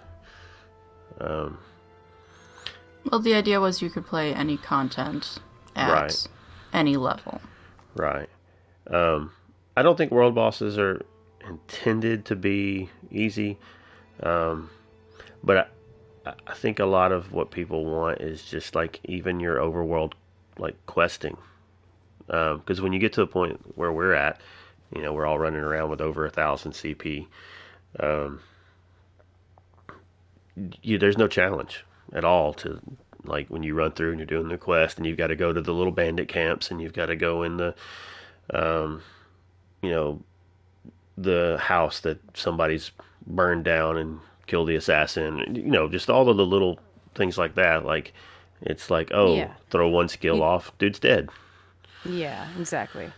I agree with that. I just use world bosses as an example, but I think, like, for me, do I want to have to group with someone every time to kill something? No, honestly, I don't. But I do think that it can feel flat in some instances, like you said. Like, I think that's why with a lot of the current DLCs and stuff, they've been doing those like mechanics driven almost final bosses where it's like, doesn't matter how fast you burn it, you have to stop and this has to happen to get to the next thing, which on one hand can be kind of like, oh, come on, I just want to finish this. But at the same time, it does make it feel like more of a fight. So, you know, I'm on board with them doing stuff like that too, if that helps with the feeling of, uh-oh, I got logged out. Oh no. And I even just jiggled my thing. Oh no. Oh no. Uh-oh. Hold please. Wow. That's this is crazy. what we get for actually having a long show. Yeah, but I literally just wiggled my my thing a second ago. That sounds horrible. You know what I mean? For anybody that doesn't know what that means, I moved my character. I moved my character. I moved my character. The game times out after a while if you don't have some sort of input. So, I have taken to just when I'm in screenshot mode, just pressing circle. Yeah, I do that too every once in a while. And but, that has seemed, because I've had issues in the past with it cutting out even though I'd rotated my camera or something, it's like that doesn't quite process as an input, or maybe it's, I don't know. So I just periodically just tap circle before the screen gets fuzzy, and And this is when I talk about it's annoying that when you're in sitting, you can't be in first person mode. Wait, You have to think about that when you can't be in first person mode when you're in what? when you're Sitting. sitting. If you're using an Oh. emote, you can.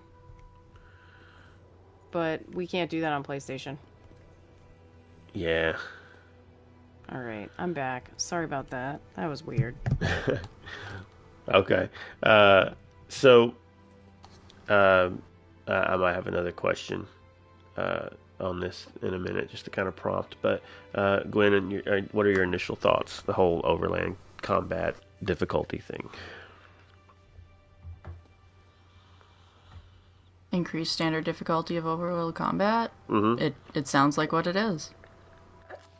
Right, but what's your opinion? Good idea, bad idea? Blanket all across the board? Yes, no. It sounds like that's what the community has been asking for a while. That people have left the game because they don't feel it's difficult enough. Mm-hmm. So I have seen some people saying that, threatening that they might leave if this happens because they don't want everything to be, there's hard content if I want to play hard content. I don't want this to turn into a Souls game where everything I do takes forever because everything is just hard to kill.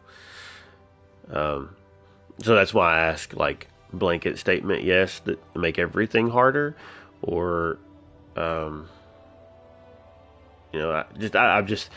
know we're, again, this isn't what they've said. This is just me thinking through, like, okay, this is what they're mentioning they're doing.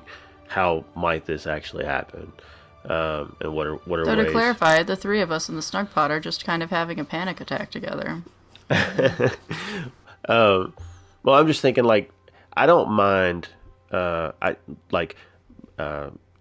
are final bosses to quest lines, and even like mid bosses.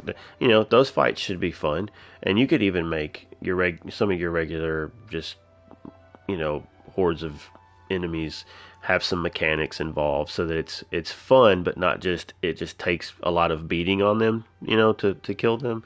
I don't know that anybody necessarily wants stuff to just feel like a sponge that you're beating on, but I have things to add in here, however, they will be spoilers, so I'll include them next week when we do our end of the year wrap up. okay. But my thought is, like, if they just go through and just make everything harder, does that mean like every little wolf you come across is now going to take 5 times as long to kill?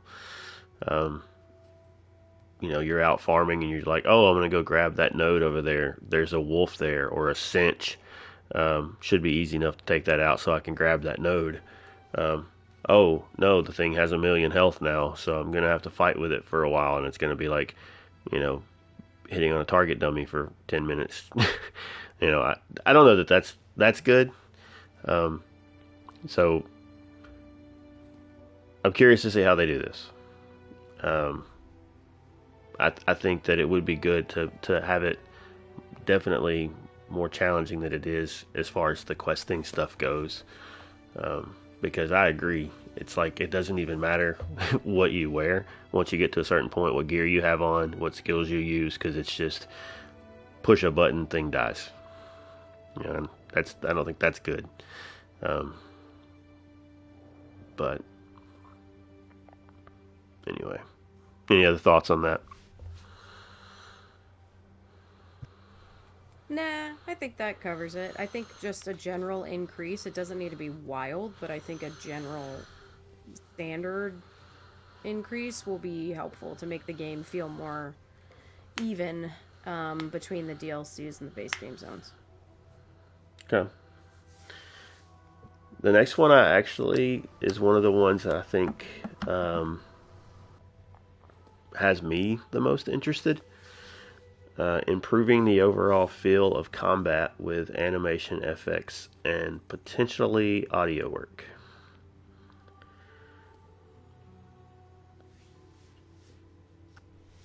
Sorry, I was answering a text. I So, apologize. like when we roll dodge backwards, if you're wearing a shield or something, you won't be, or a staff, you won't roll onto it, because my spine hurts every time I see that. Yeah. That's my thoughts on that. Otherwise, I'm just interested to see what happens there. Yeah. One of the things that, for me personally, uh, that makes it, I, combat feels like there's the aspect of it not being difficult, like the overland stuff, but even just combat just kind of falls a little flat for me, and I know that a lot of that comes from playing not MMO games, that the combat is a lot more fluid, um, and just weighty feeling, but a lot of that has to do with um, animations and sound, honestly. Like if when you swing your sword, that's one of the reasons I switched to using a two-hand for so long, um, is because that animation at least just felt like you were doing something, instead of just kind of throwing your arm around with a sword in it. Like it felt like you actually had a heavy blade in your hand that you needed both hands on to flail it about. um, so having the animations actually look like they mean something, and having sound to go along with that, so that when you see it hit something, it has more of a visceral sound.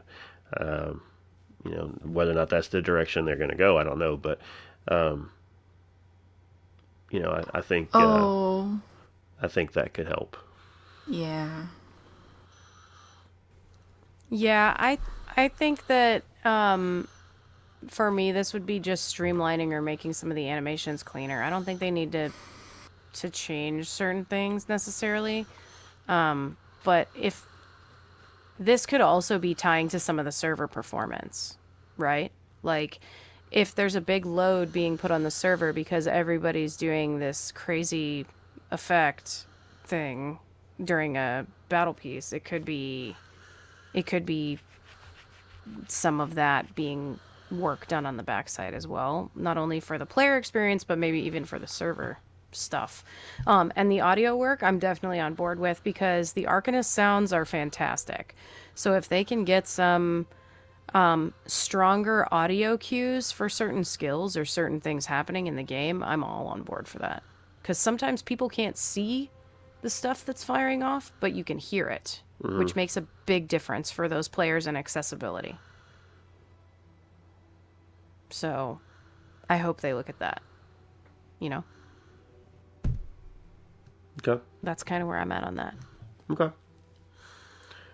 Experimenting with more zones like Craglorn, although not as large in area or scope, created exclusively for high-end group and soft group content with associated gear chase. So, Craglorn was at one point, and still kind of has the group areas, right?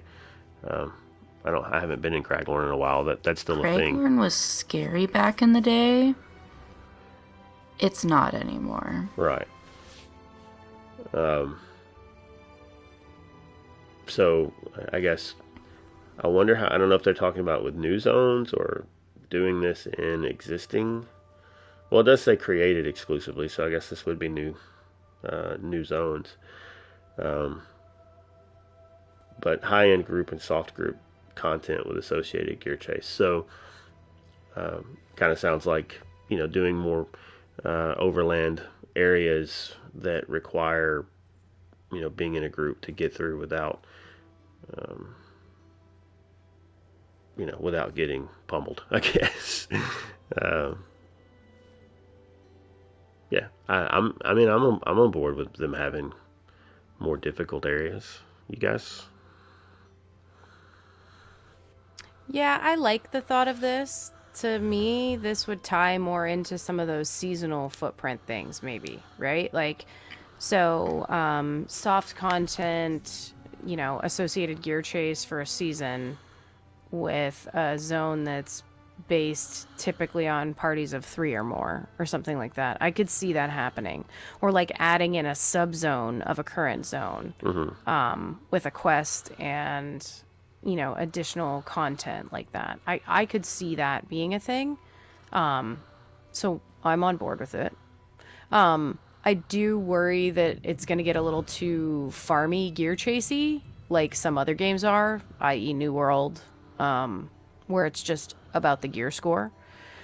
I don't think that's what would happen in ESO because of our curated drops and stuff, but I don't want it to look like... I don't want to get to the point where there's FOMO based around a gear chase. But also, I know there's a lot of people who have been asking for gear chase. So it's like, you know, I think they're just trying to balance it and figure it out. That's all. That's My thoughts are more map is more map. I love more map. More map. Yeah, we'll come back to the gear chase thing somewhat here in a bit, but yeah, we can go from there. Adding and refining tools to make guild recruitment, interaction, and management easier and more logical. Let me search a guild name in the bar without an add-on, please and thank you. I'm just assuming that add-ons exist on PC for that. No, not that I know of. Well, then PC, get your beep together, because that is something that I know one of you could do, and I'm jealous, and why don't you have it yet? But we need it. You should be able to search for a guild name, because that is stopping the growth of guilds.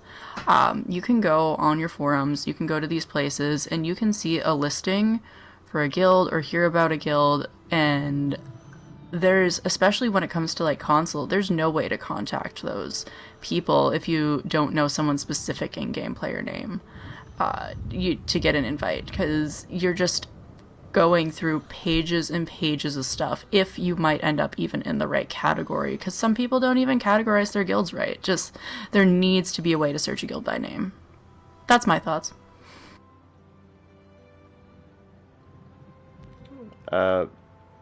Yeah, I don't know that this necessarily ties into that exactly. That would be a refining tool to make guild recruitment and interaction easier. I would. No, I'm not. No, I'm not saying my thought, not what you were saying. Oh, okay. Continue then. Yes. I was going to say one of the things I see get brought up that I've seen other games do, and this is what I'm not sure falls into what they're mentioning here, but it's things like your guild house being a true guild house, where guild members like can participate in what's in the house, I guess. I don't know if that necessarily falls into this bullet point or not, but I guess the interaction part of it, perhaps it's like, hey, I'm going to go in and I'm going to contribute thing to guild hall that we need, and it not have to go through, oh well, who owns the house, or maybe everybody can pitch in to buy a house for the guild and it's associated to the guild and not to a person, that kind of stuff. I don't know how they do that with the existing housing system. That's just something I've seen people, I've heard get brought up, even with some of fellow lore seekers over the years, just saying it. One of the things they like in other games is that a guild hall is actually a guild hall and not just some person's house that they could just take away from the guild at any point.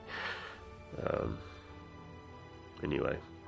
Yeah, no, I agree. I would love to be able to associate an actual place with the guild, whether that be a new style of like, we have these 5 style guild houses and they become associated with the name and they don't ever go away from the name, which is a little bit of like a risk versus reward, I guess, when it comes to that, because if the GM steps down, well, then it's still associated with the guild itself, even if somebody's put money into it. But I would be okay with that. For me, I would rather have, or for me, something that I want out of this is I would like the guild UIs to be just a little bit more intuitive or easier to manage. Like message of the day, I would love if they actually had a legitimate calendar sort of thing.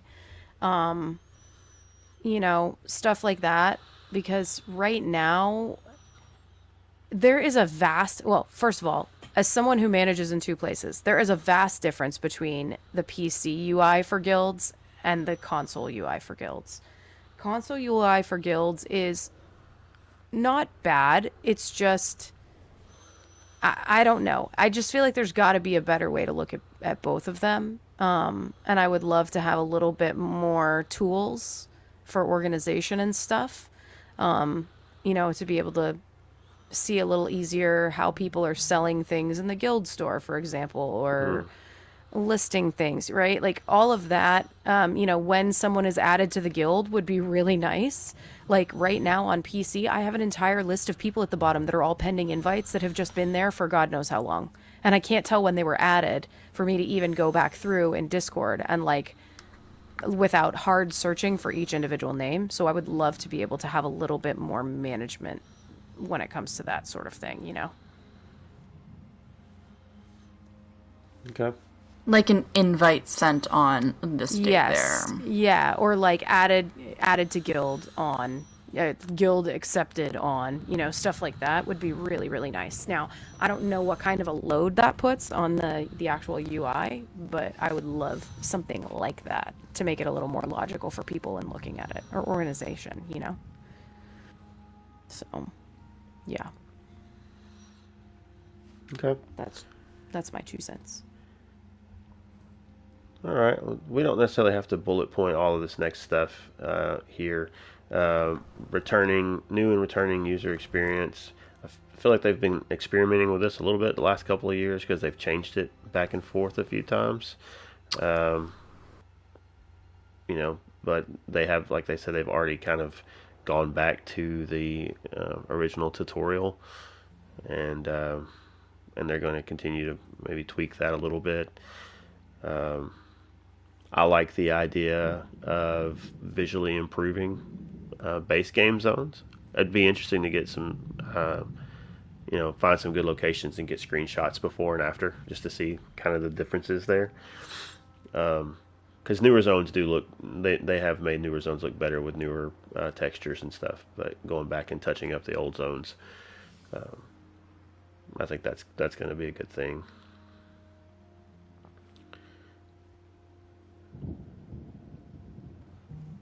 Yes, I also agree. Sorry, I accidentally hit the wrong button while I was drinking water. That's all right.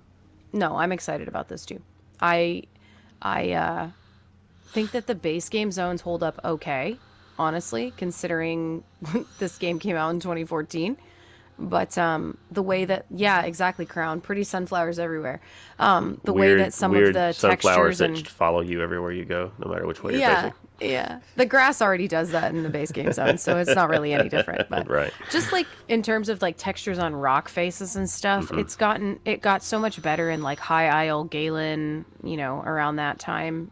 Even Somerset with some of the texturing, I think, was a pretty big improvement. So it would be nice to see some of that, the rocks, and I'm thinking of zones like Malbaltor where it's very visually heavy in a lot of jungly stuff. It would be nice to have some more of those textures updated so that it looks a little bit more up to date. I feel like for us, coming from PlayStation 4 to 5, we already got that once. Right. Because I did notice a definite difference in the coloring in the HDR and all that stuff. So having it be up another notch with some of the additional textures for me would be great. I don't see any bad things about this personally. No, I think that's all good. Gwen? New visual sounds great. All right. I know they said they weren't going to do it, but if they're going to actually start trying to do it, that's cool. The next thing I think that's on there, I feel like you might have stronger feelings about not showing new players prologue quest or chapter quest compass pins, And jury's still out on how Stuga will feel about this. You were just talking about earlier how difficult it was to find Stuga. I couldn't stop thinking about it when she was talking about that. This particular bullet, all I could think to myself is, oh no, how is Gwen going to feel? Because it won't just be Stuga, it'll be other people too.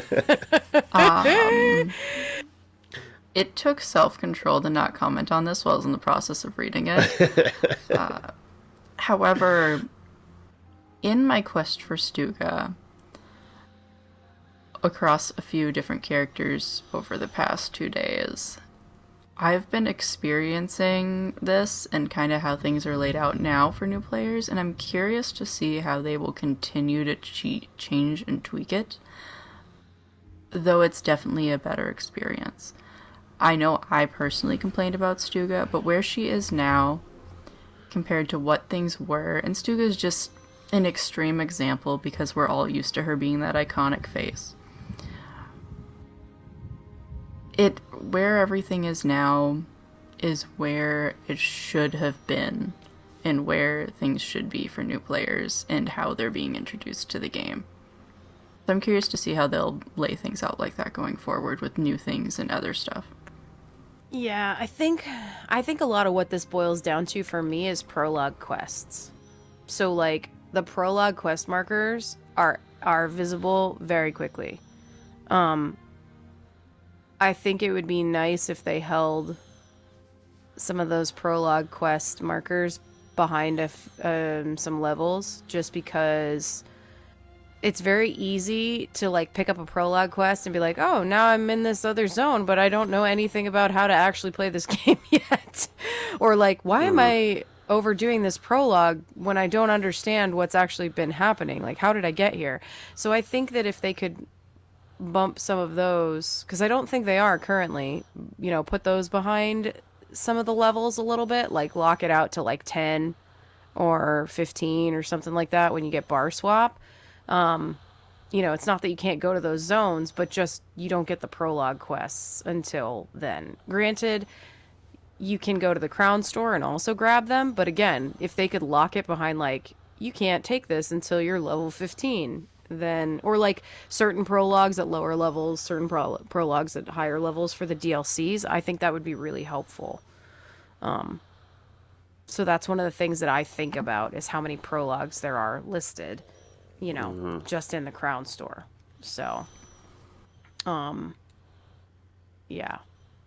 For me, the biggest thing is here, it needs to be relevant. They're not all in the main starter zone, the main city. Like, you pop into that first way shrine, right? You get off the boat, and you have 20, this is extreme, 20 people running at you, or you see 50 arrows. That's not the case anymore. And I wouldn't necessarily put it behind a level lock, but have the quest givers where they should be. Not, hey, because they're like pop-up ads, how they used to be, not anymore. But they were like pop-up ads on like old school internet. They're everywhere trying to get your attention.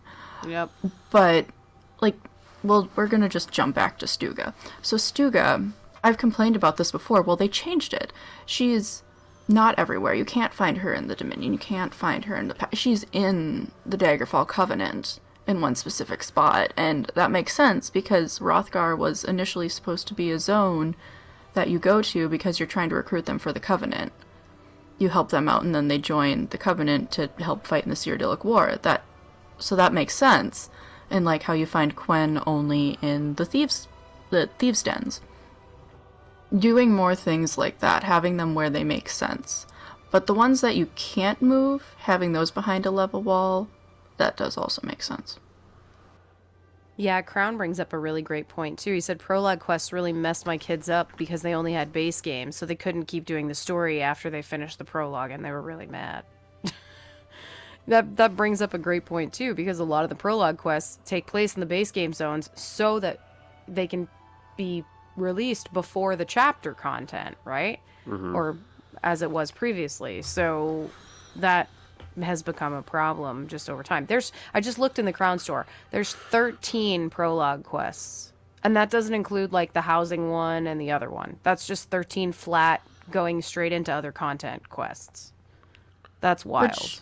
That's maybe a lot. instead of like that's just how a game is set up though. The prologue, even after like for us, if you're excited for a new chapter, we get the prologue quest. Well, we're not getting that anymore, right? But new chapter equals prologue quest. But in an old, for new people coming in with no, everything's already out, it's you do a prologue quest, and it's kind of like the sell to try to get you to buy more content. So that's why I compared them to pop-up ads. But I don't feel like that's something they're gonna stop. But if they wanted to remedy it, the way to do that would be after everything's been released, just take that prologue quest and wrap it into that chapter. So when you get that chapter, you only see the prologue quest then. Yeah. Yeah, that might be an interesting way to handle it for sure. They could take it. They could tie it into that. Well, I mean, if it was free at one point, I don't know that it would be good to suddenly lock it behind a paywall, but maybe only make it available, even as the free thing. I don't know. That gets into a weird thing. But you're about to say something. I don't remember. It's okay. I don't need it. Alright, so sprucing up game's PC UI, which is long overdue for modern visual upgrade. Okay. Yeah, Yes. I don't know anything about PC UI really, so. It looks very different than ours. Yeah, I mean, I've seen it in videos, but. Yeah. It's much needed. Other map and UI systems still in design/stage area to make return to the game more seamless and get you back into action quickly. I have heard people joke on this note. I've heard people joke about the, hey, you haven't been here in so many months or so many years. This is what you were last doing button. Yeah. And this is the quick synopsis of what just happened. And really, when that just kind of makes sense to have something like that, something to help push people in, like letting people know what quests they were working on specifically. Because have you ever popped back in after like a long break and you have like 25 quests and it's just, what was I doing? Mm-hmm. Yeah. Or there's just new quests. Have a recap. Yeah, right. There's so many new quests with quest markers everywhere that you're like, it's a lot. Show you what quest you were last doing and the activity log leading up to where you are at in that quest. Yeah, that'd be cool. Instead of just the most recent stage. That's my hope for that one. Anyone else have anything? No, I think that would be great. Yeah. It's one of the things that I liked that they did with the DLCs recently, where like if you go back and talk to the NPC on the next step, like if you're doing them quickly in order, it's a little annoying. But like if you're like, oh, I'm doing one portion of this quest every 2 weeks, and then you go back and you talk to the NPC and they're like, it says, like, tell me what we were doing or whatever. And then they're like, oh, yes, that's right. You were helping me do X, Y, and Z. And this happened. And then this, and this happened. I think like integrating it into the quest itself that way as well will also be good. Which generally they already do that. But it would be nice to see that taken to a consistent level across everything, in my opinion. I like it. But I suppose it's more for the people that don't power through questing that would be important. Yeah, I think kind of a synopsis of what you've done in the quest log in the journal or something could be helpful. You're right. I do think though having it maybe just said to you through the NPCs, even if they throw some joking sarcasm, like how many times do I have to tell you this? But wow, you seem awfully But only have that included if it's someone clicking in after not being there for a while. Because that has been a complaint of a lot of people recently, especially with the newer chapters, about every time you talk to an NPC, they're recapping the entire story. Right. Yeah. Yeah, they could definitely clean some of that stuff up and make that a little more fluid for people to be able to kind of catch back up where they were. Um, yeah. Um, Next section. Continuing the stories in existing zones and storylines and bringing back familiar characters, but not Darien. Yes, If you know, yes, you know. yes, yes, yes. Yeah. Uh, I think it, which this is kind of, we sort of touched on this. That's what the prologue quests are, right? They use the existing zones, and in some cases have brought back existing characters to have you running around in existing zones doing a new quest. And I saw a couple comments in forums where people were like, I love a lot of these zones and I'd like reasons to explore them again. Which people Well, could I point. interest you in antiquities or having to go find this one specific thing for this one specific guy? Yeah. That was mentioned. Or the Mages Guild. Like, we keep getting thrown into these zones with all of the modern content. Remember when we first got antiquities? And Yep. all of the players were complaining that all these high-level players were running around in the base game zones. I do remember that. Yeah. Uh, I think there's pros and cons to that. I think probably more so. I think more so pros. Making use of existing areas is a good thing. As long as it doesn't take the place of giving me new reasons to play, because the scenery can get old if you spend too much time in the same locations. And if they don't give me reasons to get somewhere else, I might be like, I've just been here for the past 10 years. But but I think if they have done some things with prologue quests where they had, we kind of talked about like sub zones or like sub areas. Like, then they open up like caves and things like that maybe you couldn't get into before with some of the prologue quests. Yeah, or no, yeah, or they add additional like they'll add an additional thing that's there and suddenly you can go inside of it or whatever. But yeah. once you finish the prologue quest, you can't go back there. And that's my problem exactly. with those. Yeah, so that needs to change. Because it's a place that exists. You should be able to visit it unless for some reason it's destroyed in your game where there's no reason for you to go back, like it was burned or something. like a whole base game zone for one of the alliances. What's the area that you once you leave Blake it? Rock. Yeah. You're thinking Blake Rock. Yeah. You can still go back there. It's just still on fire. Well, okay, so you can go back, but there's certain quests that if you don't do them first, I think if you progress it too far, you just can't do them anymore because of the events that unfold. I think it removes some of the quest givers. Interesting. I've never tried that, so I can't speak to it. I made a point to make sure to do all of the side quests before doing the main quest because someone told me that. They were like, yeah, make sure you do everything because if this happens, then that person, they're dead or their house is burned or whatever. I don't know. But for whatever reason, like they won't be there to give you whatever that little small quest is, So,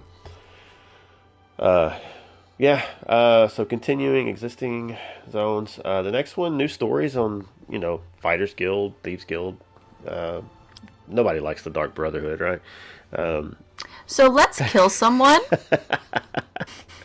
I hope you're ready to receive your paper with the hand in the middle of it. I think those are great ideas. I would love to see. I kind of, briefly. Give me my Dark Brotherhood sanctuaries in all of the zones, please. You did ask for that 2 years I ago. really did. I specifically asked for it. And I would actually like that now. I am being very pleased here. I would appreciate that. I understand if we can't have it in any of the Morrowind or Necrom zone areas because the Morag Tongue operate there, and I understand that is out of line. However, everywhere else, that would be absolutely lovely. Yeah, I think expanding on those organizations, even beyond just stories, but tie that into, over time learning new skills. They could do a lot with that, and that's not mentioned at all there. But I'm just thinking, like, just doing more things with those guilds, organizations, whatever. I can think about all the different things that would happen for the different guilds and stuff, and we really have gotten more content for the Mages Guild when you think about it. It's just tied to other chapters and pieces, but Scribing. Right. But yeah, it's good because bringing us back to other zones and building on organizations that are already there is a good way to build the lived-in feel of the world. Right. So. And then that last thing, splitting a large zone across multiple updates, I'm not really quite sure about that. I'm not sure how that looks in practice. Like Northern Elsewhere and Southern Elsewhere, but more so do that multiple times in just the space of Northern Elsewhere. Right. All the rest of Black Marsh. Stuff like that. Stuff like that. Jinx. Yeah. So, there's a lot of stuff in there that sounds promising. Obviously, we have to wait and see implementation, how it actually takes place. But that gets us down to the bottom of it. Now to go back up. Seasons. Yes, it just went to right now. Your point. Yes. No, you can be serious. I apologize. It's just been a long show. I am never serious. I thought you were never separate. That's true. And I'm never separated from the silliness. Anyway, what do you think? I want to let you speak first, the two of you.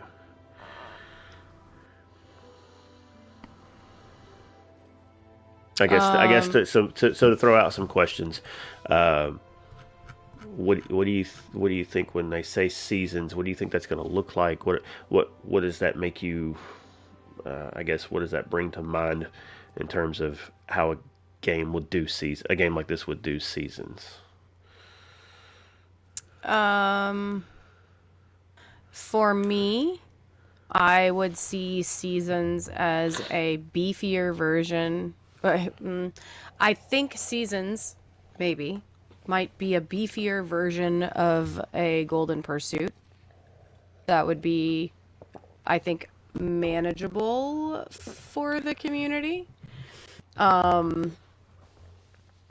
Or for me, the other thing I could see is like a season of the Breton, season of the, whatever, tie it into a lore-centric sort of thing, because I think seasons may revolve around something more like story arcs and things like that at certain points in time.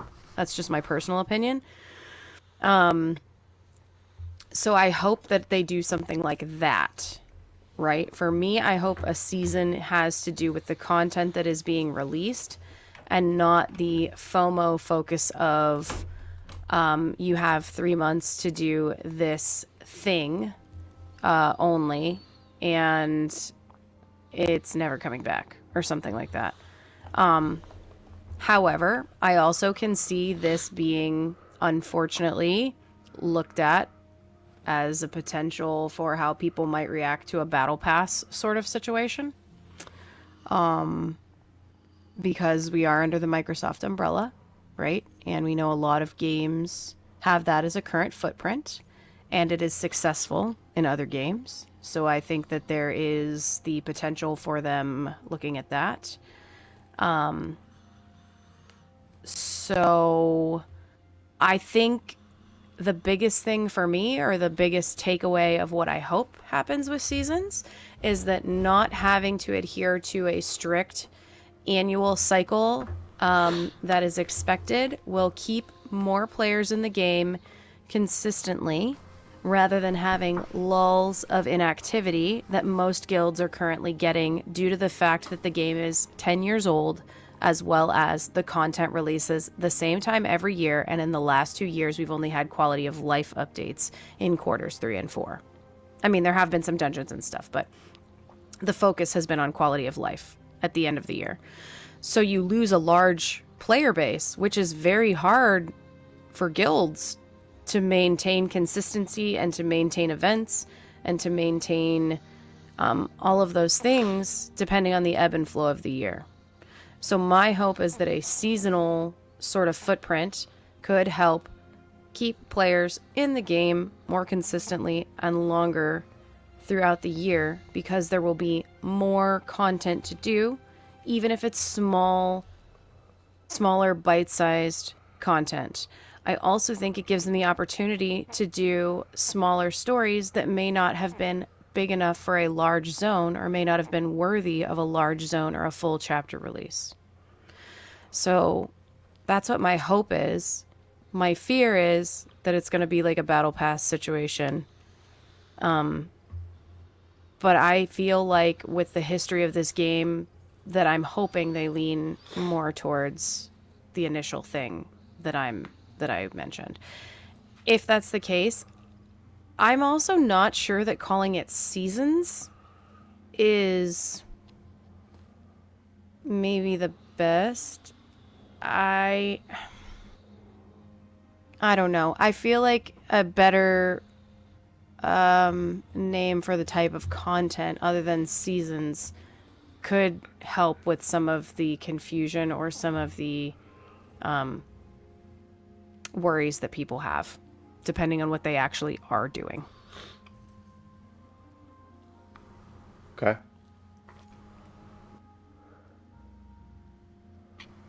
So, my opinion on all of this, based on all the information we've been given and my limited knowledge about MMOs as a whole, is the story's gonna stay when the season's over, so I really don't care too much, because I came for Skyrim too, and so, yeah, no, I'm one of those people who's only here for the story, so it's fine. It's just things are gonna be 3 to 6 months instead of... you get new stuff every 3 to 6 months then instead of once a year. So and I will say there are other games that do seasons, like New World and stuff right now, and the season revolves around which things are released in like their store and which things are available to drop during quests and stuff like that. So that's like a little bit more of what their seasonal model is, like releasing story arcs and stuff during that time period, or at least that's kind of how it's appeared to me. I haven't been in New World in a little bit, but I mean, yeah, I as long as it doesn't turn into this weird additional sub footprint, which I think there is a chance, unfortunately. That is Microsoft. It's Microsoft. That's my biggest concern. I'm on board with like the content itself, I think, being seasonal and spread and like allowing devs to not be on a time crunch consistently, but I am concerned about the monetary effect that it could have, or the microtransactions that could happen.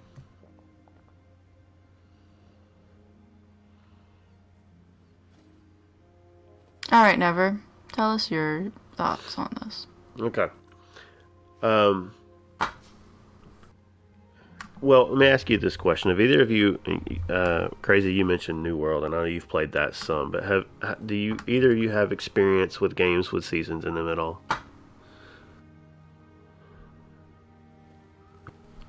Other than New World, no. Okay. Yeah, I don't think so. Okay. Gwen? No. Okay. Not unless you're counting the Rift in Skyrim as a season. I've seen it done in a lot of different ways. Diablo, for example, does seasons. They have generally small stories, seasonal mechanics, and gear that you get that maybe has unique powers for that season. But once that season is done, of course, that game does see. A lot of games do seasonal characters. Games like Diablo, you have a character that's a seasonal character, and then once that season's over, they just roll over into what's called an eternal realm. So it's not an apples to apples comparison. Hopefully, they don't do seasonal characters in this game. That would be insane. But as far as content goes, small stories doesn't take long to work through the storylines, the quest lines. But then like an end game mechanic, something for you to do that's continually fun and challenging. And the goal for that type of game is let me see how crazy of a build I can get for this season with the new mechanics, and just have fun with that mechanic, and then it goes away. You don't pay for seasons. They're just updates. Everybody gets them. There's no monetization for that outside of I don't remember if Diablo 3 did a lot of. I don't think they really had microtransactions in Diablo 3. 4 does, so they do have that. But the seasonal content, aside from any cosmetics you may have come along with it that you can buy, you don't have to do any of that. It's just you own the game, you get the seasons. It's just part of it.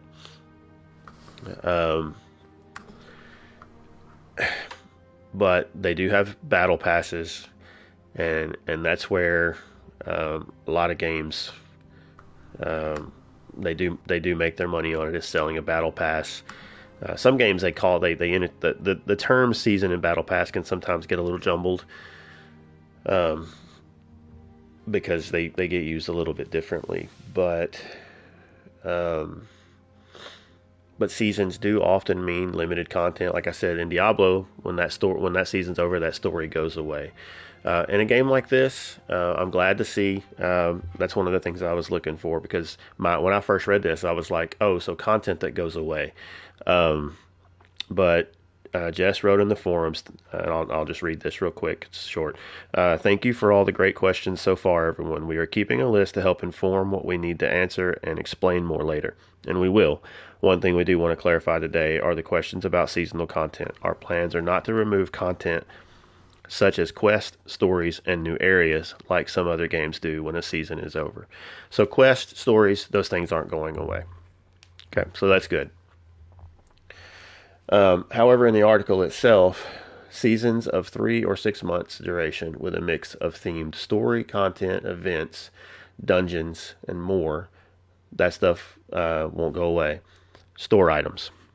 I skipped that word, those 2 words, store items. Crazy, you mentioned earlier FOMO and Gear Chase. And I said we'd come back to Gear Chase. I'm at a point in my life, I'm done with FOMO. I'm tired of it. I don't like that. I don't like that constant feeling of, if I don't do thing in video game I pay money to play, I don't get thing.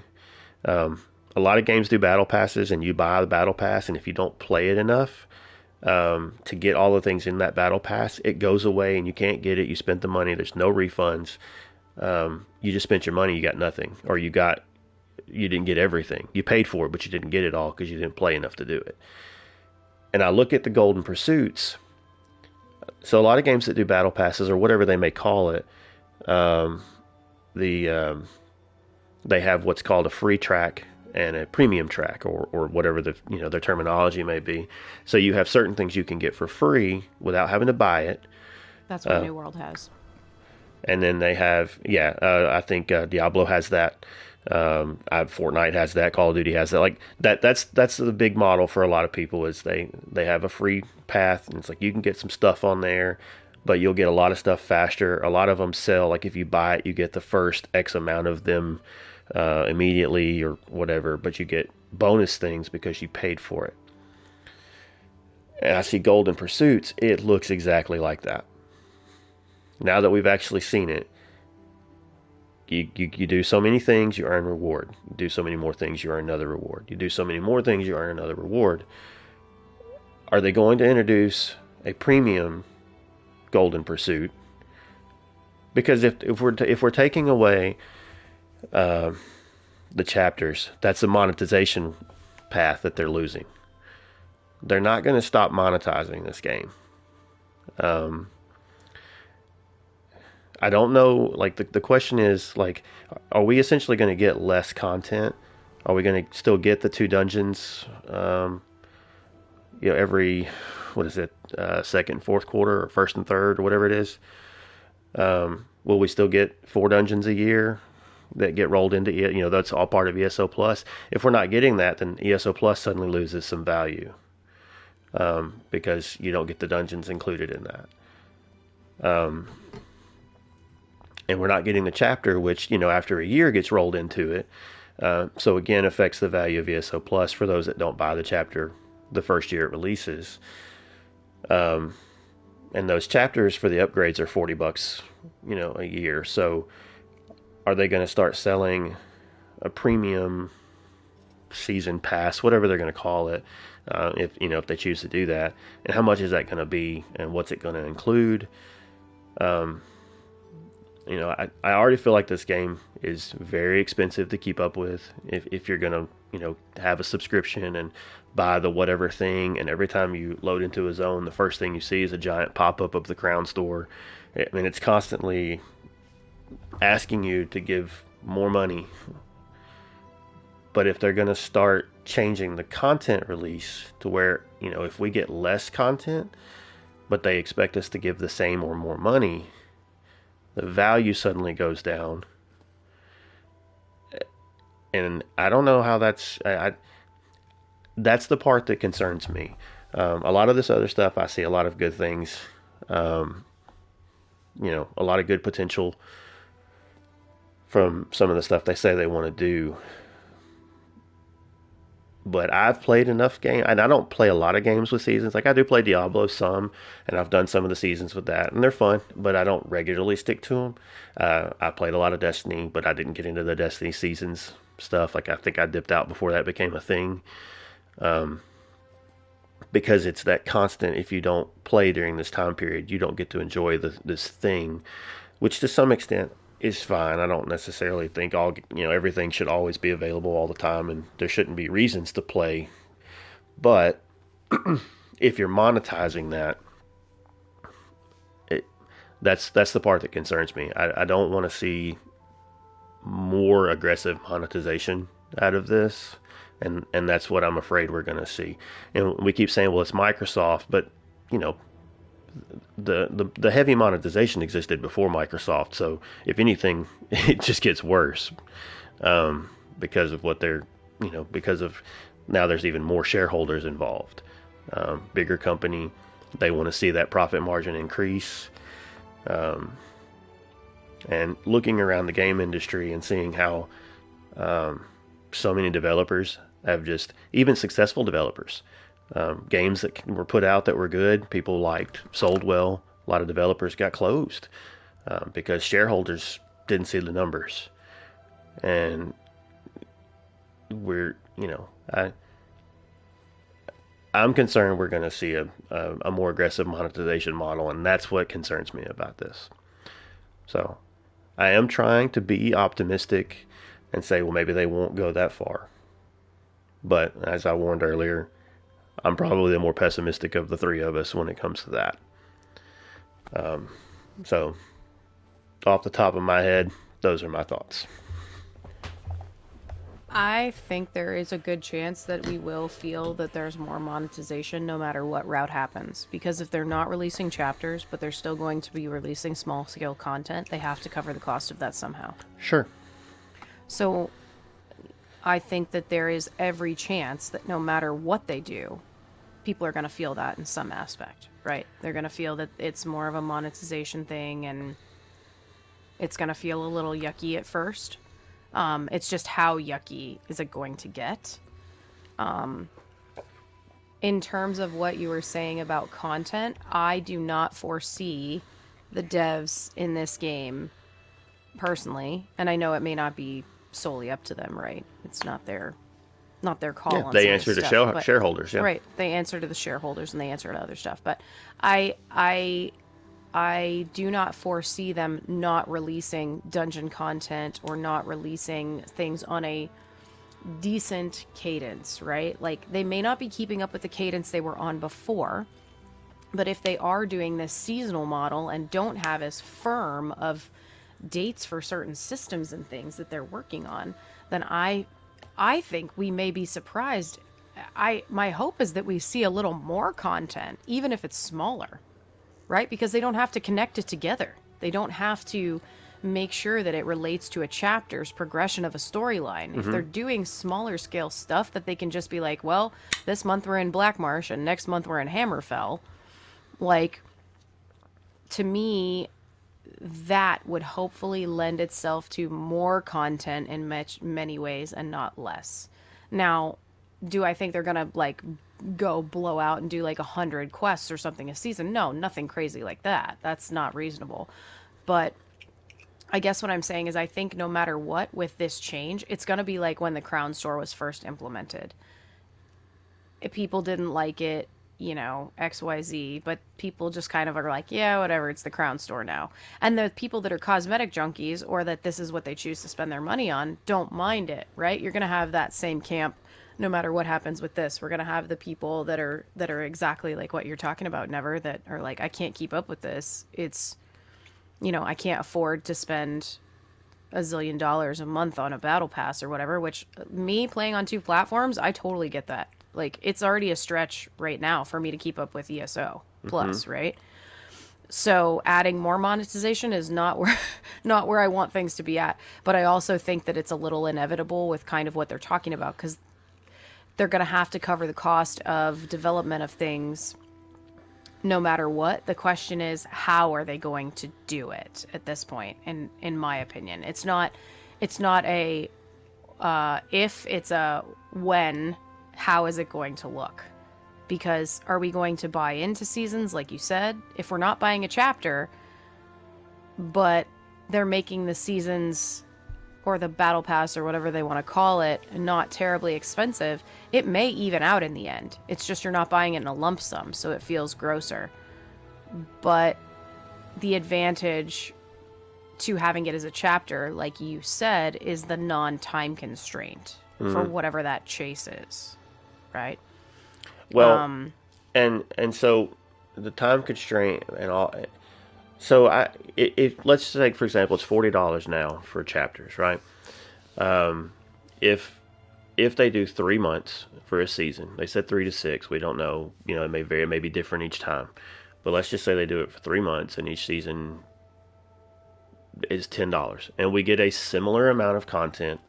Now, you know, the argument can be made if we don't get a new zone, it's not actually the same amount of content, because they're just, you know. And I will say, playing Destiny along the way for a long time, where I kept having to go to the same places when the DLCs came out. It's like, I've already been here. This is what was already in the game. If it's $10 and there's 4 of those, it comes out to the same amount of dollars, right? So if you have a comparable amount of content or something to level out that value, that's fine. That's not a problem.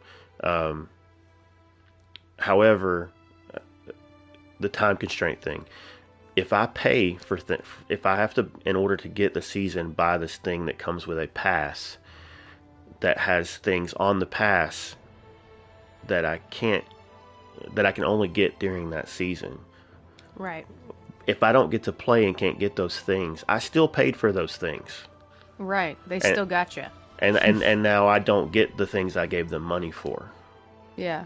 I don't like that. But I mean, you could argue a little bit, and again, this is just devil's advocate. You could argue that a little bit already, though, with ESO Plus, because you pay for ESO Plus, but if you don't get the free stuff that they put in the store, or you don't utilize the discounts because you don't buy anything with crowns, is there a point in having it? Well, right? Other than the craft bag? The craft bag's the biggest thing for a lot of people. Right. And, you know, it gives you access to the dungeons. It gives you access to the chapters the next year. Yep. So it comes with some value. And the difference with, like, sales and the free things that you get, well, if it's free, it's free. I didn't pay for it.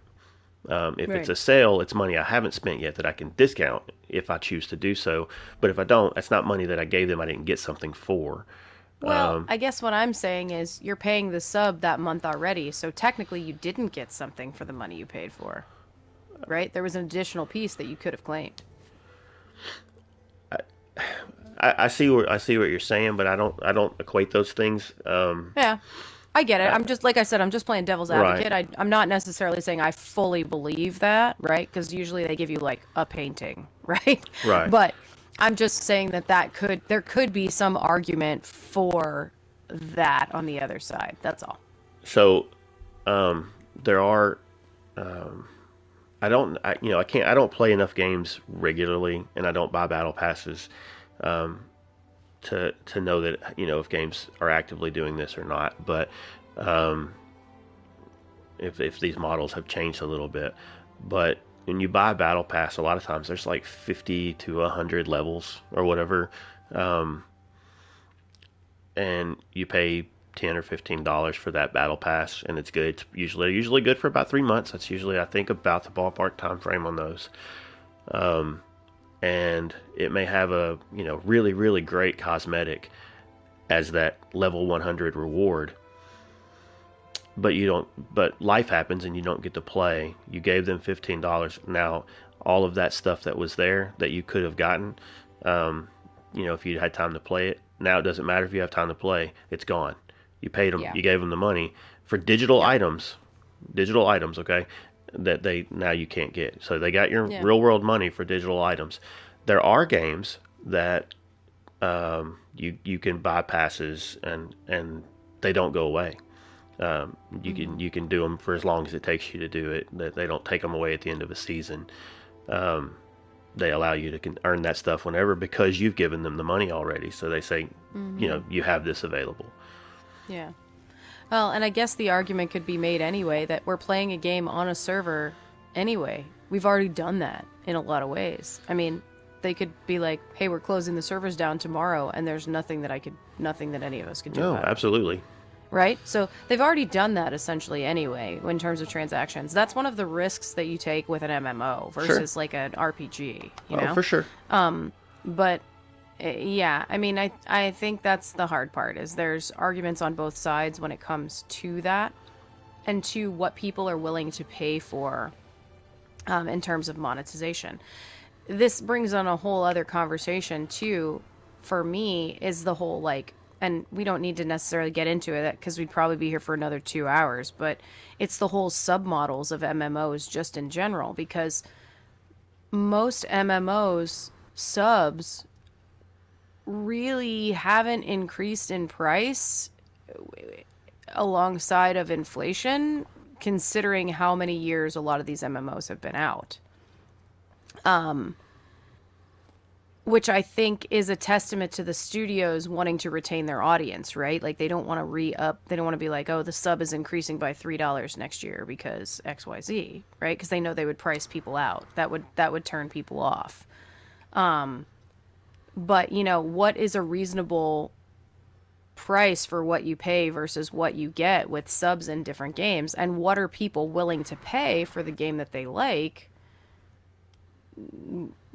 when they feel that they're getting their value, because that's a whole different conversation. And especially for us as console players, because we also have to pay. That's the thing is like when I play on PC, I don't have to pay for PlayStation Plus. Right. But when I'm playing on a console, I already have an additional expense yearly to be Right. able to play the game. So that does make a difference for us in how we're talking and thinking about these things as well. Well, another side of that, and I meant to bring this up earlier and forgot, but a big chunk of games that do the seasonal season pass, battle pass type things, not all of them, but there are a lot of them, you don't pay for the game at all. Like it's a free Right. game, and they do that model. Like if you choose to support it and enjoy playing it enough, this is how you can support us. You can buy this pass. No box costs, basically. No box cost, no subscription. Mm-hmm. And Fortnite's I'm not a Fortnite guy, but Fortnite's one of the biggest phenomenons in entertainment. It's ridiculous how big that thing is, and all of the different things that people don't even necessarily log in to play it. They log in to go to a concert. Mariah Carey, I think, is coming to Fortnite for Christmas or something. That's insane. They do all kinds of crazy stuff because they're pulling in audience of people that, one of the things I saw recently is that games aren't doing a very good job of pulling in new players. The average age of gamers has gone from, was it 18 to 23 to 23 to 28 or something like that. Like the same people are playing, they're just getting older. But I don't hear kids at church or at work, anywhere I'm at. I don't hear those kids running around talking about ESO and, a lot of these games, they're talking about Fortnite, Call of Duty. That's the games that they all play. Well, technically, this game isn't for kids. Well, neither is Call of Duty. Yeah, neither is Call of Duty if you want to go that route. Well, those are some bad parents, but moving on. Different topic. But the point is, a game like Fortnite is entirely free, yet makes tons of money.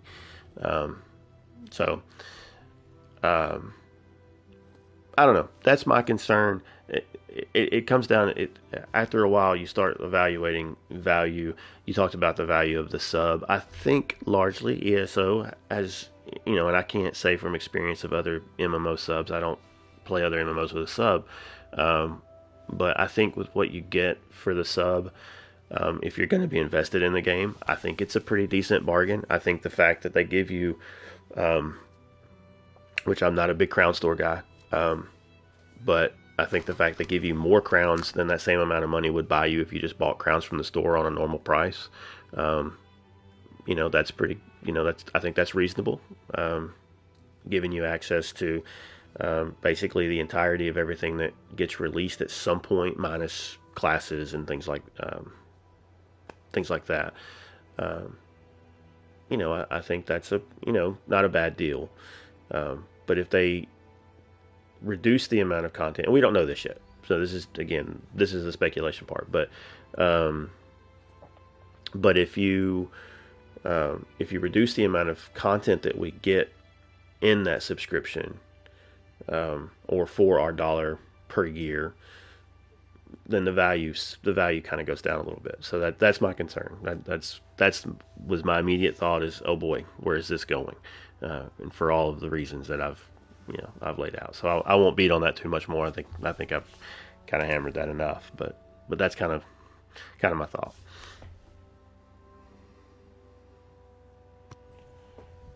Yeah, no, I agree. I think it's you brought up some good points. It's just definitely we're just gonna have to wait and see what they say in April. Mm-hmm. Do you have anything, Gwen, to add to that one or no? It is one that we're just going to have to see what happens, but Never does bring up a lot of good points. Well, all right. Yeah, we said we had a lot to talk about. And we are currently over 2.5 hours. This is one of the longest shows we've done in a while, I think. And it wasn't even patch notes. Yeah, I know. But it was kind of like Fyro's patch notes for next year. Like it's patch notes. Yeah. All right. Well, cool. Yep. So we'll wait and see. We'll find out more in April. And we, if they release anything else between now and then, it won't be much if they do. But try to keep an eye and see if any little tidbits sneak their way out, and we'll talk about that as it comes up if it does. But I think I don't have notes pulled up anymore because another window's blocking it. Is that everything? There's round oh, we 2 have news. more. Okay. We have more. Oh, we've got some more real world stuff here, right? Yeah. Okay. Yeah. All right. So we were told that shortly after the end of the year letter, we'd get that the German team would give us an announcement on the next Tavern, and they did literally just like an hour after the letter was initially posted, Kai, the community manager of the German side of things, had a stream where they announced that the tavern will be the 12th and 13th of July in the same place as last year, which is Wasserburg, Heldrungen. I am probably butchering that, but same place as last year. And the tickets will go on sale in April. However, there is no exact date yet. It is from past reports, it's in the middle of nowhere, Germany. Like previous taverns, at a castle in middle of nowhere, Germany. However, this is a French-style castle in Germany, so if you're interested in seeing one of those, maybe this could be fun for you. And so, accounts from last year, we've already heard Raimund's set of things, so recap for people who were not here back when we had him on the show. It's kind of in the middle of nowhere, and it's going to be hard to get to. Driving is recommended. There have been a lot of people asking for Zos to do some sort of shuttle, because driving is the only way to really get to this place. And then I recently talked to our friend Olibeau about his experience, because he went as well, and had quite the different experience from the cosplayers who did their own cosplay thing. They drove all the way from Poland to get there, for the record, and they had to camp. So be prepared to camp, because it's highly likely, as rooms sell out fast, and it's mostly hostel style.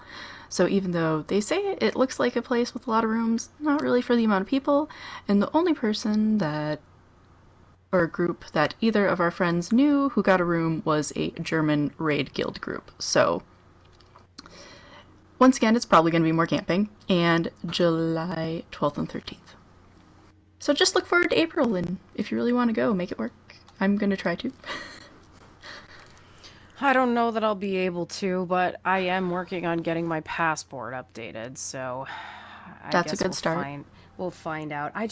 For me, it's so hard monetarily, so we'll just have to see. I'm not saying yes, and I'm not saying no. Also, we have a Lore Masters archive tonight. I know we talked about that earlier. Oh boy, it's so long. Do we want to do this tonight with a 2.5-hour show already? I mean, are we at 2.5 hours? We're almost at 3 hours. Can we just push for 3 hours? Do you want to just have a 3-hour show?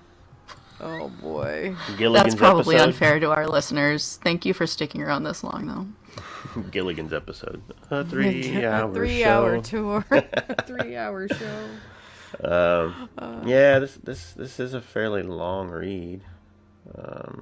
That's not as long as it looked on my phone, but Yeah. It's about New Life. New Life is also next week. I'm good with either. If you want to tough it out, I will tough it out and do some reading with you or whatever, and if you don't, then yeah. Raimund says, a 3-hour show without me? It's like we summoned you. We just mentioned your name like mere moments ago. Literally just missed us talking about you. Because we were talking about the tavern in 2025. Well, yes. Yeah, this is going to be a 3-hour show. He said just fell out of bed. Well, you missed the first 2 hours and 45 minutes. You can go back and listen later. Yep. Twitch.tv/Snugpodcast. Okay.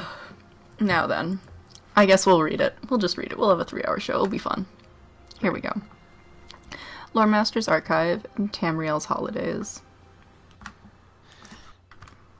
You there. Yes, you reader. Haven't I seen you before? I'm almost certain I have. I kid, of course. I can't see you through the text. You're reading right now. Or can I? I can't. I am the impresario, purveyor of exotic, enchanted goods, trader in unusual tales, and even more unusual artifacts. I was deeply flattered by the invitation to answer your questions and share what I know about cultures and holidays across Tamriel. The calendar calls. It never stops turning. So let's begin at the beginning, shall we? Editor's note. Armelian here.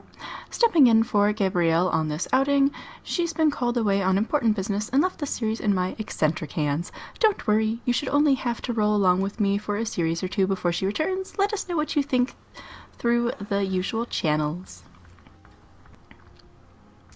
How does a mortal merchant such as yourself obtain such things? Are you mortal? Rhyme Frostwar. Every day is a new adventure, wouldn't you agree? And, as such, I choose to think about tomorrow, not today. Am I mortal? Is that important? I don't think so. As for where I get my goods, you've heard no doubt that I trade in tales for trinkets. I'm not the only one in the Arubis with a vested interest in learning from adventurers like yourself. Some of the people, beings, entities, and forces I bargain with are even more desperate for information and entertainment than I. And while I'm quite the comely merchant, some of my sources are less approachable.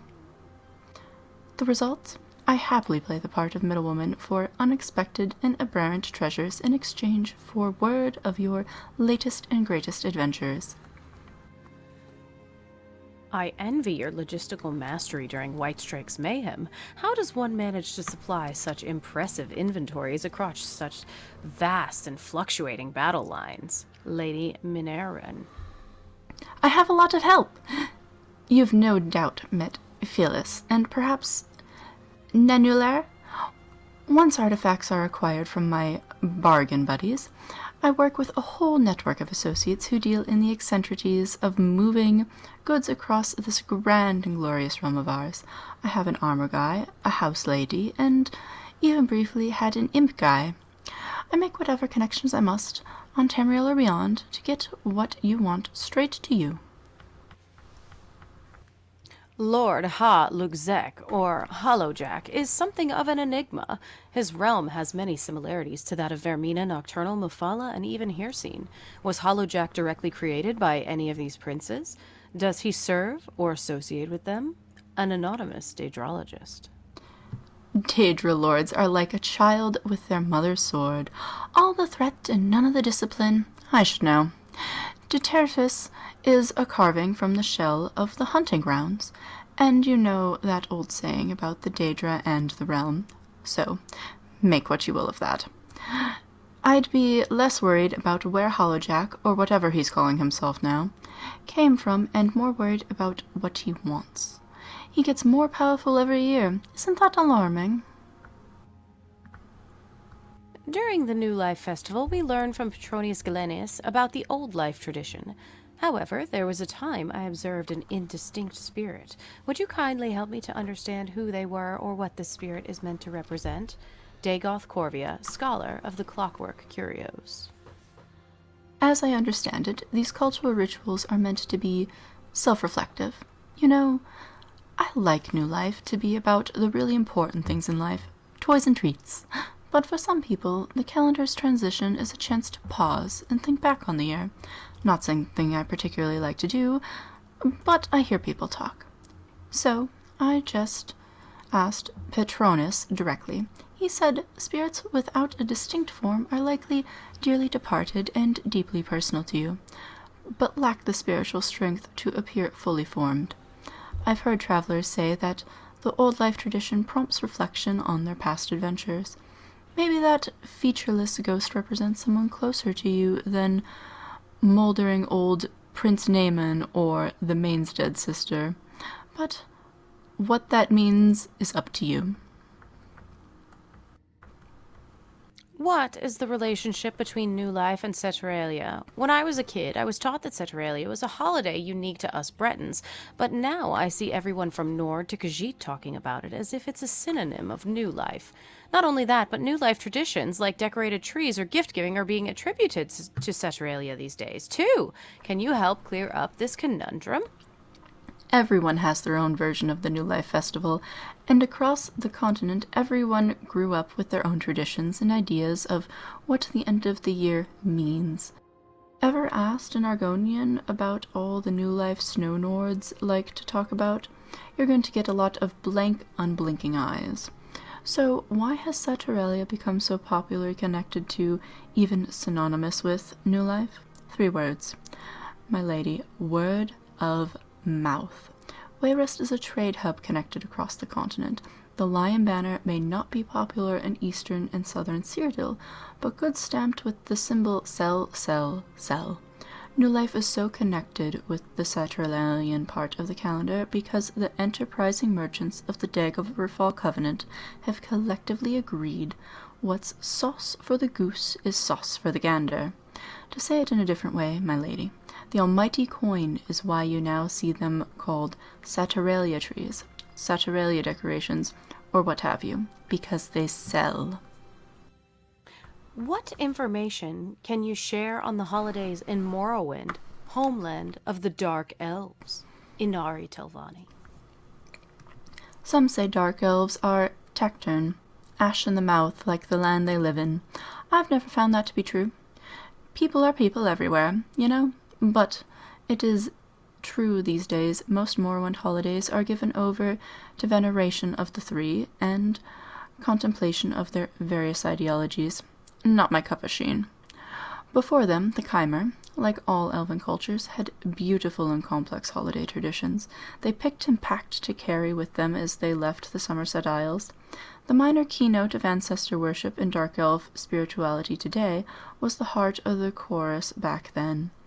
Almost every holiday from Born Anu, their name for New Life, to Duskstown, a holiday near Witches' Fest on the calendar, but completely unrelated, was focused on speaking to their departed ancestors and venerating the good Daedra. And my goodness, could they put on quite a party. One year, the early days of Necrom, the people of the city commemorated Born Anu by mass summoning the spirit of every woman, man, and child who had died since they had arrived in the region, glimmering spirits as far as the eye could see, processing in a grand parade that filled the streets, beautiful and eerie. I'll never forget it. I have heard that many Heartsday retellings of the Legend of the Lovers, each one closer to fiction than fact. Who were Polydor and Eloisa? Is there any mention of them in the historical record, or is it just a holiday tale? Legolas, Tiger Doyen of the United Explorers of Scholarly Pursuits. The names and people were real, but just about everything else that's been said about them, right down to the Legend of the Lovers itself, is fantasy spun to mythologize a very real and very sad story. The closest the legend gets to reality is right there at the end of the original bardic version. And so the couple stood, atop the castle wall, when for the greater good parted wide curtains of light. Their love would never rest, the blood would tell it true, and as their families fest, they vanished to the night. I'm not sure if you've ever heard it performed that way live. These days, I think this is the part where most bards are talking about their hot and heavy night. You want to really get to the bottom of Polydor and Eloisa's story? Look to the writings of Amun Dro. Complicated man, but a thoughtful scholar. Heartsday falls on the same date as Sanguine's so-called Summoning Day, when he may apparently be summoned and contacted by mortals. The New Life and Witches' festivals also share their time with the incantory days of Clavicus Vile and Mofala, respectively. Could it be dangerous to celebrate these holidays? Are these overlapping places on our calendar mere matters of coincidence? Or could they be something more nefarious? Talinor Necroblade, Imperial City Arena Champion. There's no such things as a coincidence, champ. Not when it comes to culture and belief. Use a city as a signpost. Do you think the Wayrest of today is the Wayrest of 100 years ago? Or hey, go look at the city of Skywatch. Bits of an older settlement still peeking through the cracks here and there, between newly applied mortar.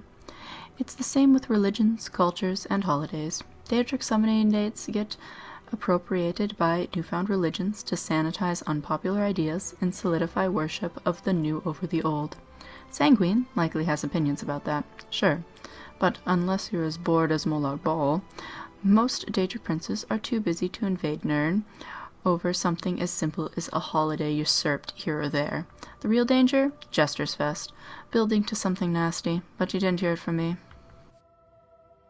This year, my kids are all about Bantam Guar, Bantam Guar toys, Bantam Guar on their sweaters. It's bananas, which I don't eat, which I even carve into Bantam Guar for their lunches. What shopping advice do you have for a mother of a young child in need of holiday gifts? Mother of good children. I get it. After all, who doesn't love those adorable little cuties? Mother. Me? I don't. Have you ever noticed that they stink? They have? So strange. Like a musk. And those weird little lizard arms? Unpleasant.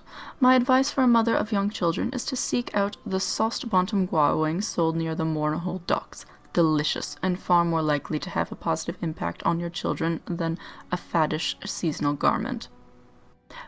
Well, I've probably caused enough damage here for one day. I hope that you found this entertaining, the new life season is treating you well, and your goals for the new year are suitably modest. After all, you can't be disappointed if your expectations are low. I love that. The end. Fun. Fun. All right, we're almost done. We've almost made it. Mm-hmm. Almost. I do have questions. Oh, wait. Where didn't the Dwemer go? Did you look at all this week, Kat? Or is that where you've been the past few weeks? He didn't go in his hat. They did not go in his hat. Well, We made him change it. I was able to make that hat magically disappear, so who knows what I was hiding in there. I did not see them in the tent. Bretta's tent. I did not see them in a tent. I did not see them near a vent. I did not see them here or there. I did not see them anywhere. I'm sorry. I'm done. Yep. Not in the tent, and they weren't. It doesn't look like Abner or Sai has been hiding them under the table. I didn't see them in there either. In the companion house, I mean. In case that wasn't clear.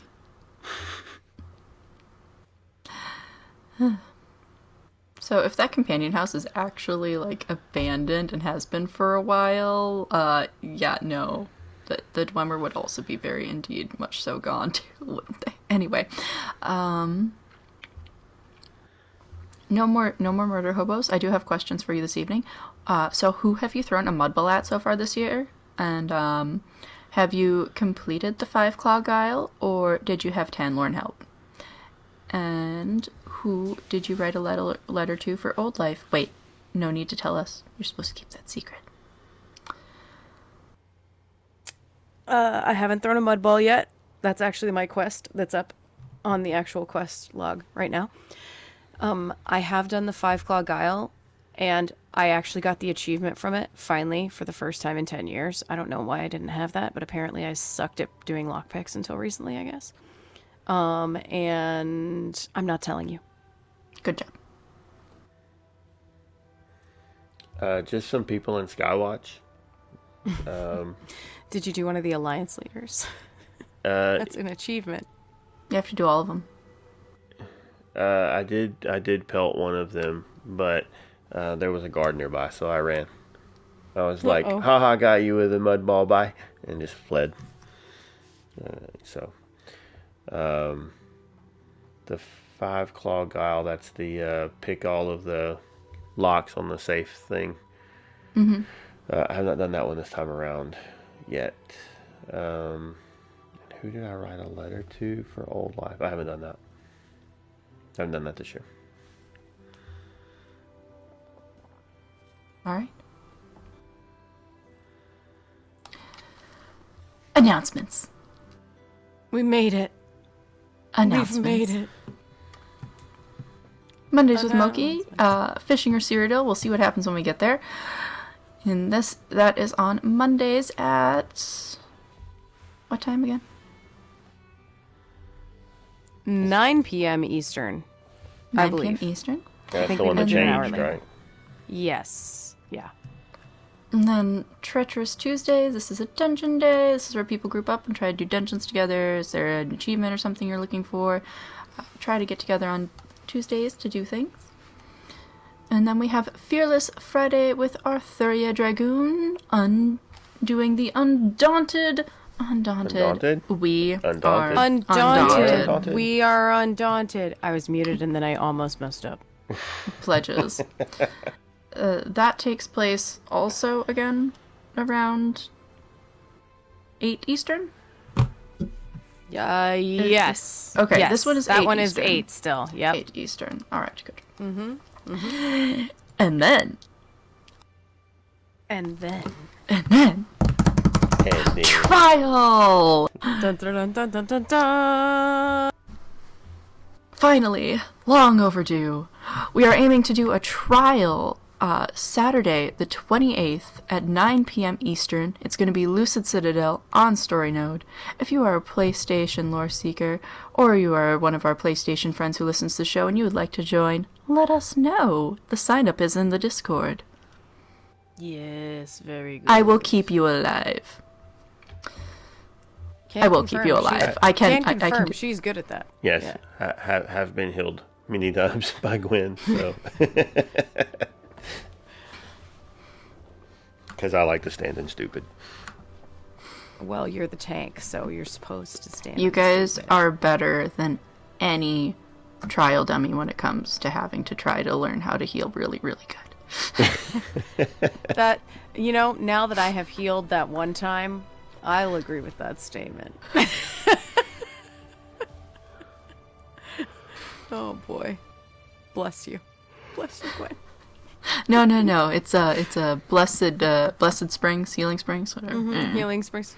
Breath Yeah. of life, breath of life, breath of life, breath of life. Yeah. There you go. Goodness. Social media. You can find us on X at Snugpod Cast. You can send us an email, hate mail, love mail, question mail. I don't know what other kind of mail there is, but Snail mail? Snail mail. You can send us some mail. Chain mail. Oh yeah, thank you, chain mail. That's true. I didn't even think of that. Yeah, right? that was right. That's kind of hard to put in your email though. You could send us an email at snugpodcast@gmail.com. Where can they find us if they want to watch or hear us, Never? You can go to the twitch.tv/snugpodcast or search Snug Podcast on YouTube and you will find us there. Or if you don't want to watch us and you'd rather listen, Gwen, can they? Yes, they can on their podcatcher of choice. Hooray! And they look for crazy people talking about game, right? Sure. No, they have to search for Snug Podcast on their podcast app of choice. Duh. Okay.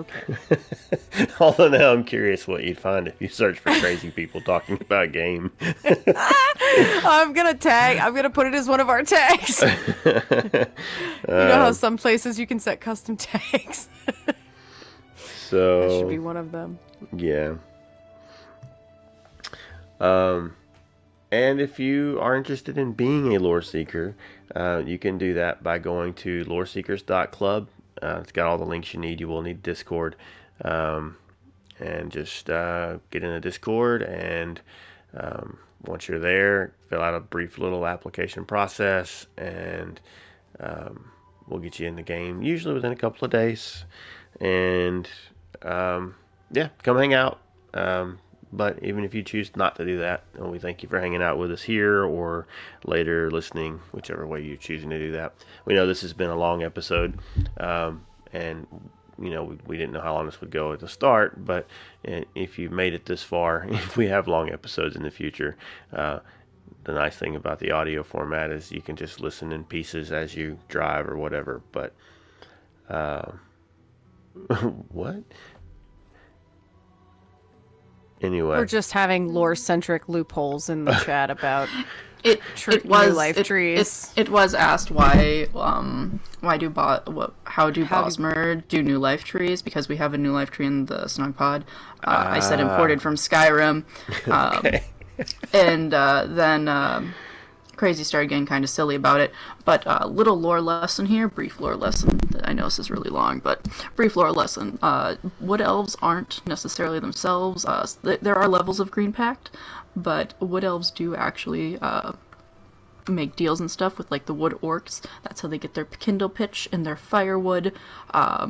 So even though they aren't harvesting them themselves, that's kind of the loophole for getting around that is a lore thing. So there you go. Yep. Yeah. So there are ways around it. Right. Well, there are ways around this not being a 4-hour episode, and that's that's for us to end it. That's 3 us hours cutting and it 6 off. So, yeah. Once again, if you've spent this time with us, we appreciate it. Thank you for hanging out.